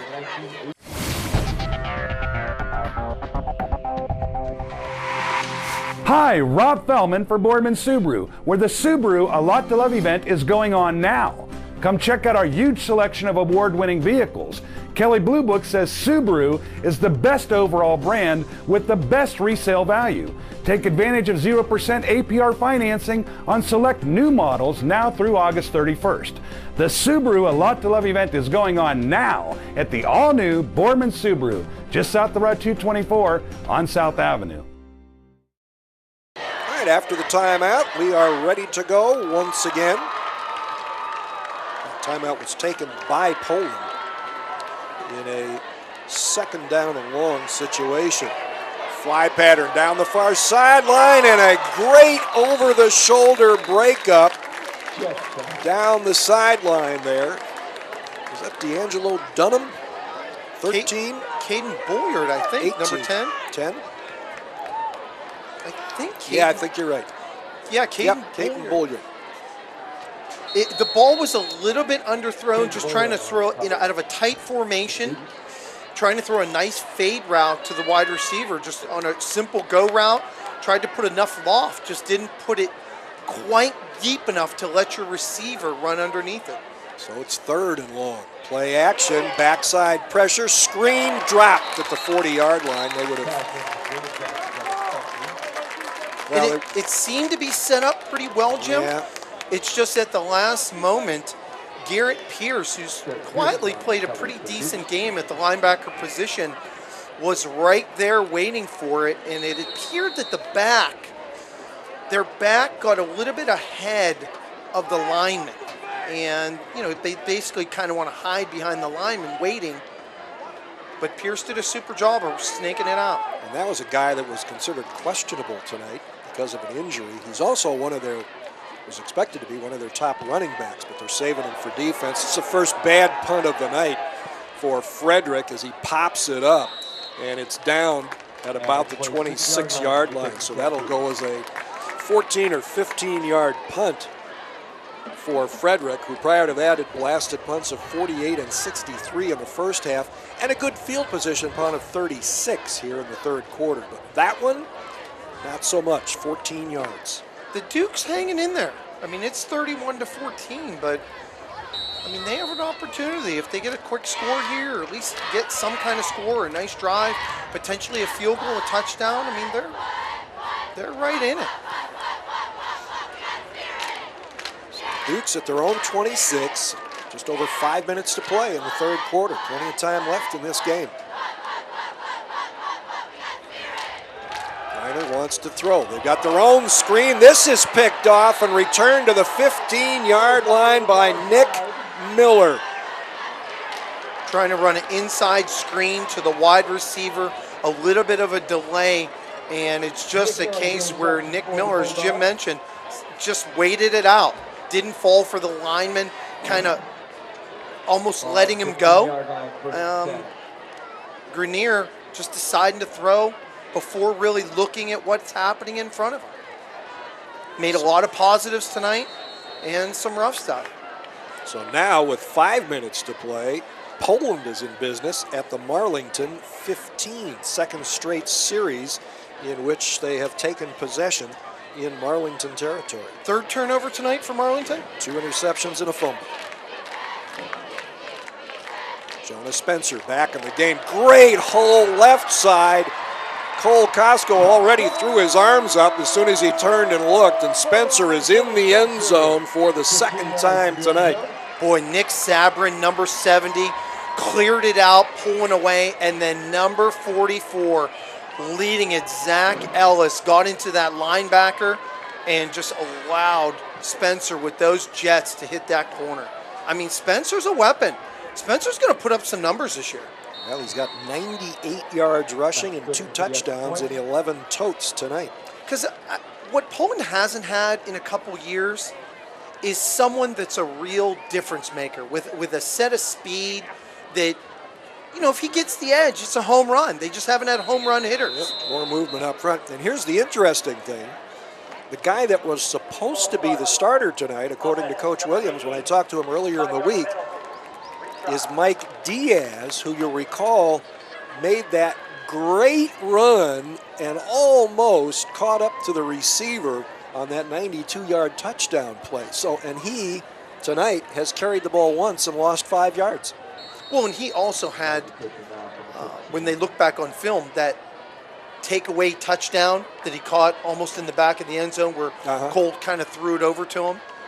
I mean, it came back. Penalty against Poland, and the snap is dropped. And trying to make something out of little or nothing is the holder, Stephen Bannon. And nothing doing there. Corey Hicks saw to that. And so, Jim, there's no other way to say it. I mean, that group there has been pretty much a train wreck tonight with the snap back, Bannon. I mean, that thing is going to need a lot of work for Poland as they move forward on the year of just getting their timing and their situational thing going there. Well, the good thing is if you're going to have it go wrong, having it go wrong with a 23-point lead is not the worst thing, but yes. But every moment's a teaching moment. Absolutely. So if you learn from that, all right, your goal. Brothers 34 against Liberty. Boy, it's a shame because the Dukes really had an opportunity there with the long score. They got the stop, had the ball back, then another interception. You know, but their quarterback, Grenier, C.J. Grenier, sophomore quarterback, I mean, he'll grow from all these mistakes. They'll look back on film. Hopefully he will have learned from the things that he's going to see. And I'm sure his coaches and Balderson will go over all these little steps and say, you know, you turned wrong here. You did good on this. You stepped up into the pocket, but you locked in on a receiver here. Interesting thing on that last interception, he was, again, looking the other way, and then when he looked back, he didn't look hard enough and did not see that defender, Nick Miller, right there for the INT. Another hooking kickoff, taking it to 10, out to the 20. Good acceleration across the 30, up the far sideline, and finally being chipped out of bounds across the 40-yard line is Blaine Himmelheber, who showed some good quicks himself there. Boy, and Himmelheber seems to be one of their better athletes. It's almost surprising that we haven't seen some quick screens to him or something where they just get him out in space or utilize him on a jet sweep where he'll come across from the wide receiver position and get it to him in motion where they could take advantage of someone that, you know, just from a novice's standpoint watching, appears to be one of their players that seemingly has some game-breaking ability. From the 40 after the 30-yard return by Blaine Himmelheber. Griner, play action, and a great rush, and Nick Miller, who intercepted him the last time he had possession of the ball, pulls him down on the sack. Third sack of the night for the Bulldogs. Well, and now, because obviously they're down and it's like a jailbreak. They almost don't even have to have any run responsibility. You're not checking to see if it's a run. There's basically no play action. You're not falling for it. You're just on your way to the quarterback. First one there wins. Empty set, 3 receivers left, 2 to the right. Griner on the draw. And when you're playing pass and you get a quarterback draw, things like that happen out to the 45-yard line. Yeah, and they lose a little bit of their run responsibilities, did the defensive lineman, because you just get into a habit of you're like, well, if you're going to pass every time, I'm just going to try and jump the snap and get upfield penetration and just disrupt it. Third and about 5. Griner. Big pressure off the edge. It's Nick Miller again. He was held. There was no flag, and he still got there. You know, the thing is, though, Miller coming off that edge at the defensive end, they're basically utilizing a back alone to block him. I mean, they had a small back out there basically trying to chip him, hoping that he's going to overrun it. I don't know about that. All right. Griner will be back to kick again. And Miller looks bigger than he is. I mean, he's only shown at 6'1", 205. He looks a lot rangier. Good kick this time. Griner drills it back, taking it about the 15. out to the 20, 25. Good stutter step to get away from a tackler, and then leaning across the 30-yard line is Nathan Alessi. Where did I say he caught that? At the 15? Yep. Wow. So that's 30. That's a 46-yard punt for Greiner. Alessi in his own right, in addition to that pretty decent punt return, had a really nice catch in the first quarter. You know, some good plays on defense, big rangy corner. I mean, you're talking about corner. Poland's two corners. Bill Orr at 6'1", 165, and then Alessi on the other side at 6'4". From the 31. Quick handoff and a breakaway run, maybe. Good speed here, all the way down to the Marlington 30-yard line. And Dante Romano taking no back seat to Jonah Spencer tonight. Boy, the other thing, it appears here early on that Coach Williams is really pleased with that left side of his offensive line. It seems like when they want to go, they're going between that left guard center or outside the left tackle. They appear to have more comfort in play calling towards that left side. 37-yard pickup to the 32. Romano again, not quite as much room this time. Wow, just a brutal block. Number 80 of Poland, Dante Russo. 6'4", 205, just getting nasty as a tight end blocker. 2nd and 6. 2nd and 6. Pickup was 4, so get this. Jonah Spencer has 98 yards rushing in 11 carries, and Romano now has 99 in 12 carries. And they've scored 3 touchdowns between them. 1:40 to play, third quarter. Romano breaks a tackle, drags a couple guys with him. He'll have a first down inside the 20. Yeah, and the guys up front, just an incredible job.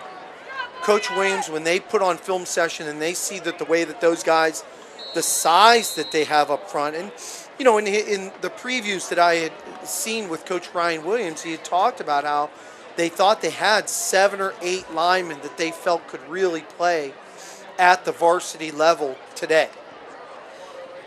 Romano going to run it again. This time the Marlington defense is there to make the play. And maybe a yard for Romano's trouble. 2nd and 9. Yep. So it'll be 2nd and 9 from the 18 as we hit the 1-minute mark in the third quarter. And really the only thing that the Dukes are left to do is to just continue to bring guys up on the line of scrimmage, but in that case, that's where it falls back into Cole Costco's hands because they've been so successful with him going back and just basically chucking the football. Fake it to Romano. Good rush, but Costco delivers a strike for a touchdown on a nice catch and run by tight end Dante Russo, who did not score a touchdown last year, but he's got one now.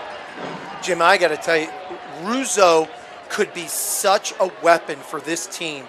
His ability to be aggressive in the run game, his size, his speed. I mean, you saw it there. Yep. I mean, at 6'4", 220, I had actually underestimated his weight. Speed, size.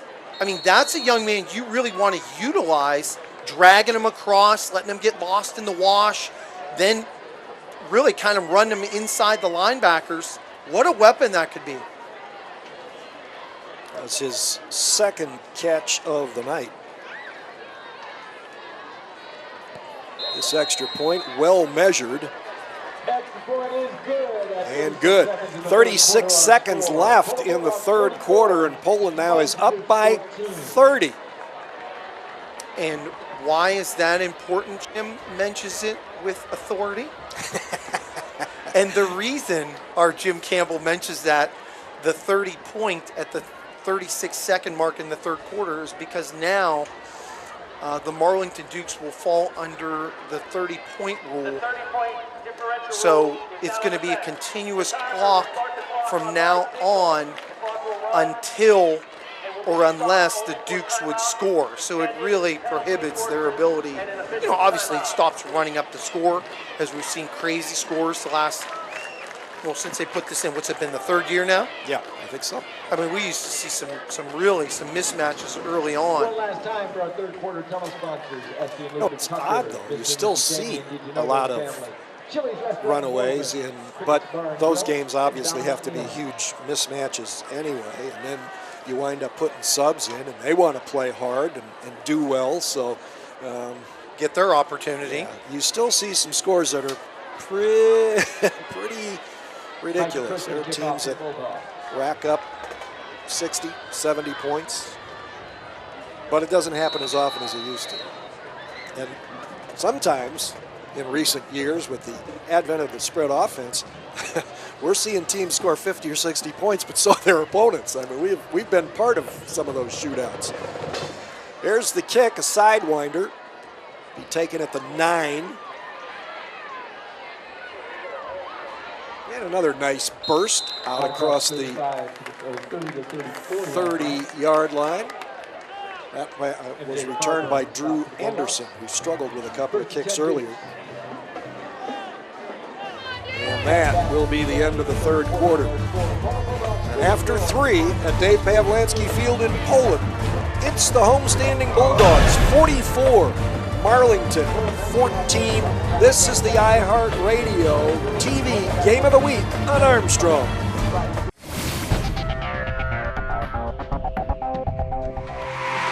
When looking for home design inspiration, don't just be inspired, be Baird inspired. Whether new or remodeling, Baird Brothers has the latest trends like shiplap to refresh your home. Go from inspiration to installation with our wide selection of in-stock American hardwoods.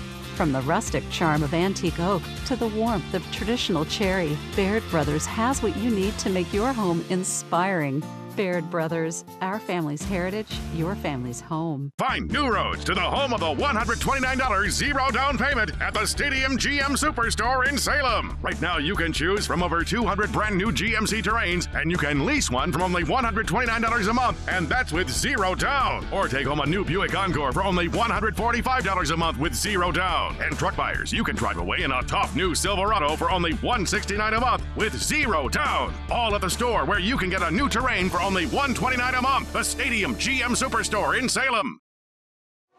Arlington starts the fourth quarter at its own 34-yard line. Play action to Anthony Sabatino, and Griner takes it himself right up the gut across the 45, close to midfield in the first down. No quitting that young man, really hitting up the play pretty quick, signaling over to the sidelines, wants to get the play in a little bit quicker. 13-yard pickup to the 47-yard line.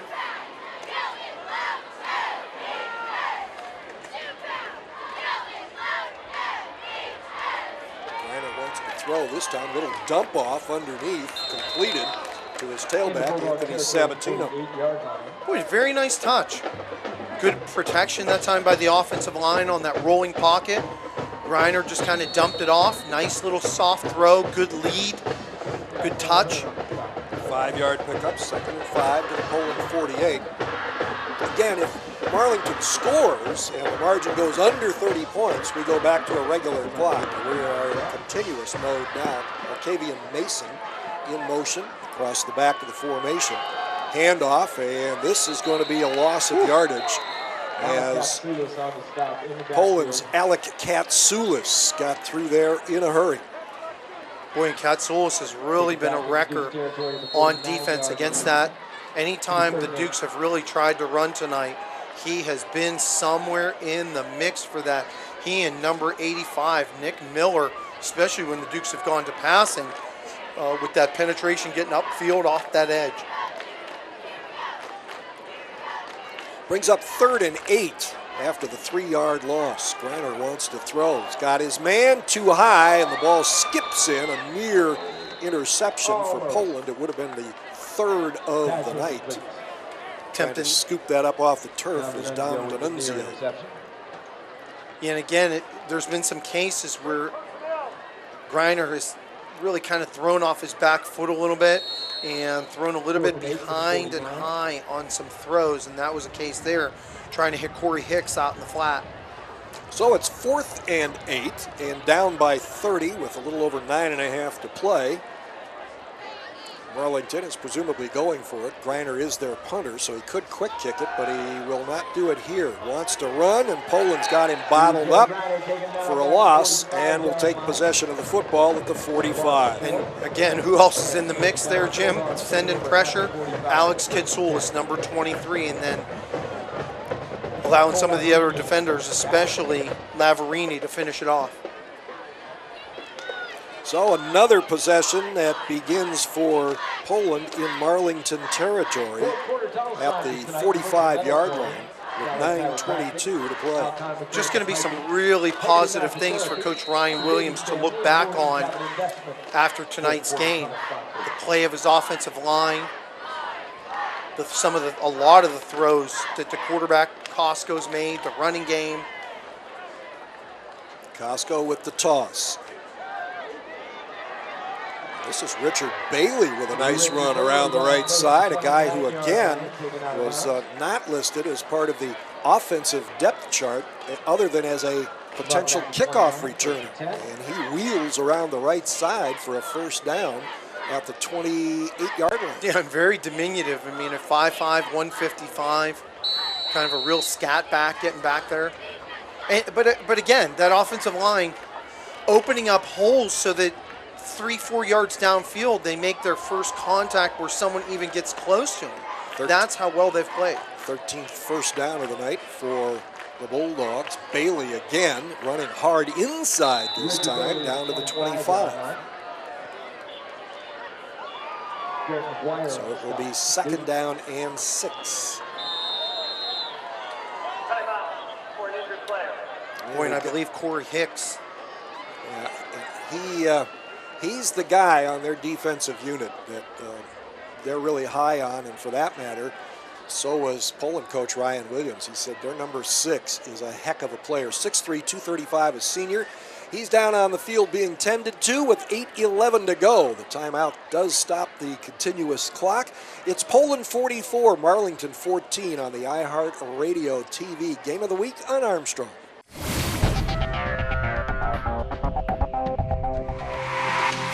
Hi, Rob Fellman for Boardman Subaru, where the Subaru A Lot to Love event is going on now. Come check out our huge selection of award-winning vehicles. Kelley Blue Book says Subaru is the best overall brand with the best resale value. Take advantage of 0% APR financing on select new models now through August 31st. The Subaru A Lot to Love event is going on now at the all-new Boardman Subaru, just south of Route 224 on South Avenue. Well, as you can see, Corey Hicks is able to leave the field under his own power, although not at full speed. He looks like a football player, though, doesn't he? He's got that. He's thick. Yeah, that's the word I was looking for. Yeah, got the big thighs, got the big middle, and just, good low center of gravity, but got some range. All right, 2nd and 6 as we resume play. Poland at the Marlington 25-yard line. Bailey gets the ball, runs through 2 tackles on his way to the end zone, pulled down from behind around the 5-yard line. And the touchdown saving tackle made by Riley Norton, the senior cornerback. And now we're starting to see the grinding of that Poland offense. Their big uns really taking control up front, and basically just the wearing down of the defensive front of the Dukes. 1st and goal at the 5. Richard Bailey has quietly put up 46 rushing yards on 5 carries tonight. Not bad for a guy who we weren't expecting to see back there. Going to try and get in off the toss. He's outnumbered as he crosses the 5 and has dropped around the 3. Boy, and again, some great seal blocks off the edge by the tight end and the left tackle to really set the edge and allow Bailey to hit up into that secondary coming up to get some force. I'm going to mark on my spotting material here so that the next time we do Poland, I will have a recollection of Mr. Bailey. And it seems like Bailey and Jonas Spencer are very similar. Yeah. Spencer a little bigger. Bailey going to get it again. And he works his way outside. It was supposed to go up the middle, bounces it outside and scores. Yeah, just working his way to the end, kind of pitter-pats, and then a great burst to turn up. And, you know, obviously you're just seeing the wearing out of a Marlington Dukes defense that, you know, has been on the field. And that's been the thing tonight about Poland. There hasn't been a lot of big plays. I mean, their drives have been brutal. Like pretty long, sustained drives. Not really a lot of explosive plays. Well, this is the thing that is going to make Poland a little extra dangerous this year. Snap is a little inside, but nicely handled and drilled through to make it a 51-14 ball game with 6:38 to play. The point that I was going to make is that if Poland, now they're going to play teams that are a little bigger up front, have a little more experience. This Marlington team may be very good by the end of the year, but right now they've got some issues. But when Poland is able to do what it is doing tonight, it makes Cole Kosko that much more of a threat. He's a good quarterback, but when other teams are trying to stop the run, and Kosko then has the opportunity to throw when they want to throw, Poland could be a very, very difficult team to stop. Well, and I think you hit on it there. If they build the balance early and don't just wait until they have to use Kosko. Right. If you utilize them through the basic mode of your offense all the time and you try to maintain that basically 50-50 blend of a pass run, it doesn't allow them to gang up on any single thing. But, you know, the other thing about this, Jim, is because of the declining enrollment or the population of Poland, if I'm not mistaken, Poland is down to 4 now. They're down to 4. If there wasn't, they're Division 4. They're down into Division 4, and I wasn't clear, shocking. But line drive kickoff taken at the 10. And coming upfield in a one-on-one tackle despite the presence of a blocker there. I think it was number 13 on number 13 there for Poland. I think it was Brandon Behringer who made the stop on D'Angelo Dunham. Yeah, and unless I haven't seen something correctly in regards to the new, well, it's not new, but the competitive balance formula, I believe Poland is residing in Division 4 this year. Obviously down from 3. All right, ball spotted at the 28-yard line. So that was a respectable 18-yard return. And again, the continuous clock in effect here.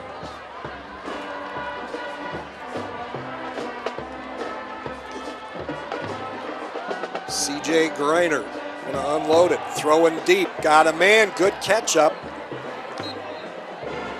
Actually, that was one of those anticipation things as Greiner was trying to anticipate where Martavian Mason was going to split the double coverage. He did, but he was a step short getting to the ball.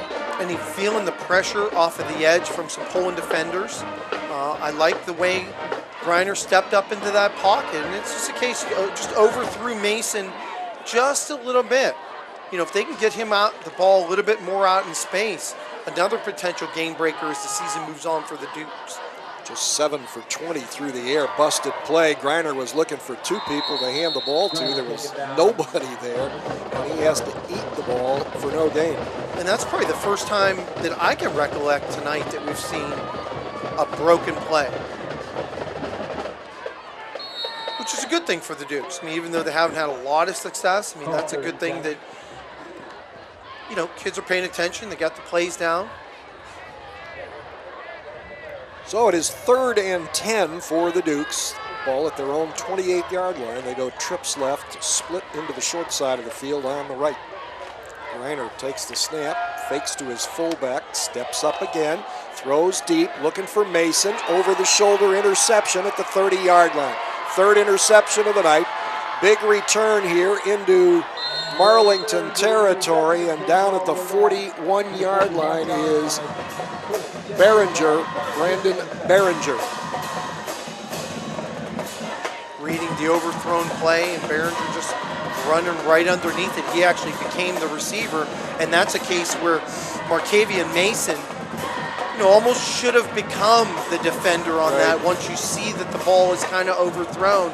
Even if it's a case if the ball is that overthrown, you're better to get the offensive pass interference than almost give up that interception there and come back to fight another play.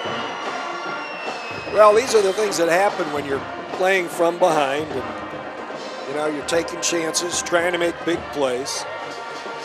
There's a 29-yard return by Brandon Behringer. It's the 4th Marlington turnover of the night. Coach Williams starting to make some wholesale changes. And one of them is at quarterback. And let's see who's in at running back here. The running back that time was Joshua Alessi, sophomore. The new quarterback is Stephen Bannon. Gain to the 39, a pickup of 2. Bannon, we had touched on a little bit earlier in the game in regards to him being the holder on extra points.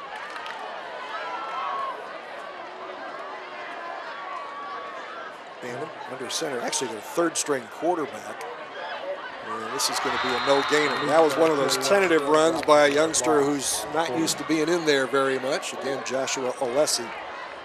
And again, Garrett McGuire, number 28 of the Dukes, someone that Coach Paul Alderson and his Dukes can really count on from the defensive side this year, came up on the defensive play.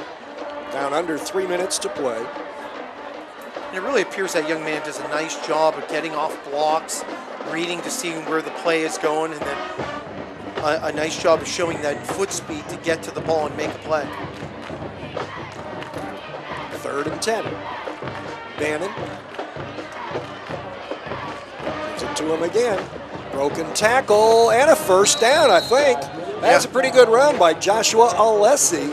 And a broken tackle and a second effort as he got to the sideline. Gets him the first down, a 11-yard pickup, first down at the 30. Boy, and a beautiful stiff arm that time by Alessi.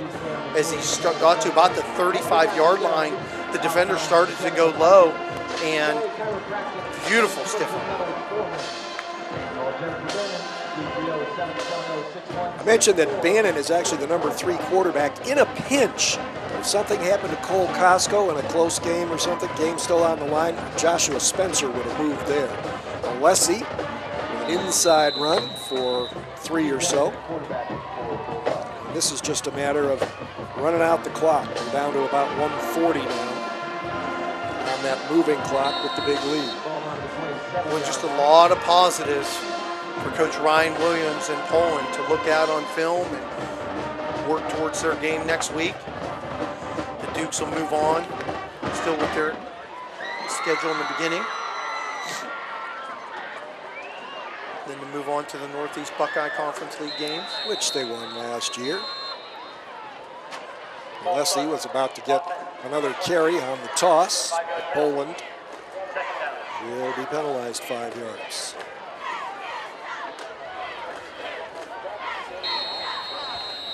Poland has 9 penalties now for 64 yards by my count in the ball game. Again, one of the few negatives that you can come up with. They've had 3 interceptions. They forced a fumble. The penalty will be something that they will focus in on. Nice ball fake to the first guy through. Alessi gets it and is dropped for a loss. Boy, and the other thing, Poland will be back at home next week. Right here at Dave Pavlinsky Field. Actually, because of the penalty, Alessi gets a 1-yard gain on that play. And it is 3rd down and 11.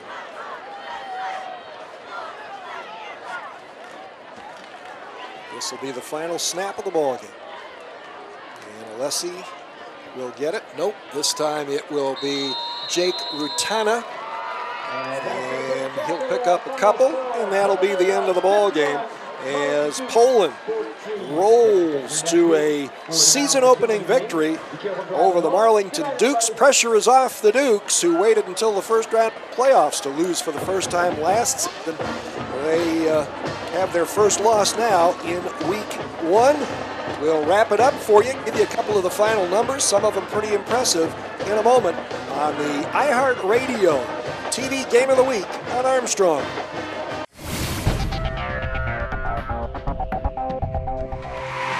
When looking for home design inspiration, don't just be inspired, be Baird inspired. Whether new or remodeling, Baird Brothers has the latest trends like shiplap to refresh your home. Go from inspiration to installation with our wide selection of in-stock American hardwoods. From the rustic charm of antique oak to the warmth of traditional cherry, Baird Brothers has what you need to make your home inspiring. Baird Brothers, our family's heritage, your family's home. Find new roads to the home of the $129 zero down payment at the Stadium GM Superstore in Salem. Right now, you can choose from over 200 brand new GMC Terrains, and you can lease one from only $129 a month, and that's with zero down. Or take home a new Buick Encore for only $145 a month with zero down. And truck buyers, you can drive away in a tough new Silverado for only $169 a month with zero down. All at the store where you can get a new Terrain for only $129 a month. The Stadium GM Superstore in Salem. And the Bulldogs impressively piled up 380 yards in total offense, limited Marlington to 187, and almost half of those were on one play, a 92-yard touchdown pass. Poland rushed the ball 40 times for 279 of its yards. Dante Romano wound up leading them with 109 yards in 14 carries, scored one touchdown. Jonah Spencer, who finished the night with 98 yards on 11 carries. He scored twice. Drew Cosco threw the air, finished 8 of 17 for 101 yards with 2 touchdowns and 1 pick. Mike Diaz and Dante Ruzzo each caught touchdown passes. Poland had 15 first downs in the game, and they also were penalized 9 times for 64 yards were the Bulldogs. Marlington's 187 yards came this way, 26 rushes for a net 57 yards. Their leader was tailback Anthony Sabatino with just 26 yards on 7 carries, and C.J. Greiner is good-looking sophomore, but under duress after his team fell behind by a bunch and wound up just 7-21 through the air, 130 yards, and again, all but 48 of those on the one big touchdown play. And he also threw 3 interceptions. They had 7 first downs, did the Dukes, and were penalized just 4 times for 17 yards. So that is the maiden voyage of the iHeartRadio TV here on Armstrong. An impressive Poland win. And the next time you see us, hear from us, will be in the wake of the game between the Howland Tigers and the Boardman Spartans, to be played 1 week from tonight, the second Friday of the high school football season. Mario, good to be back together again. It is, young man. It's always good to be rocking and rolling. High school football season. It was a long 260 some odd days since basically Warren JFK won the state title, and yeah, we're ready to go again, buddy. All right.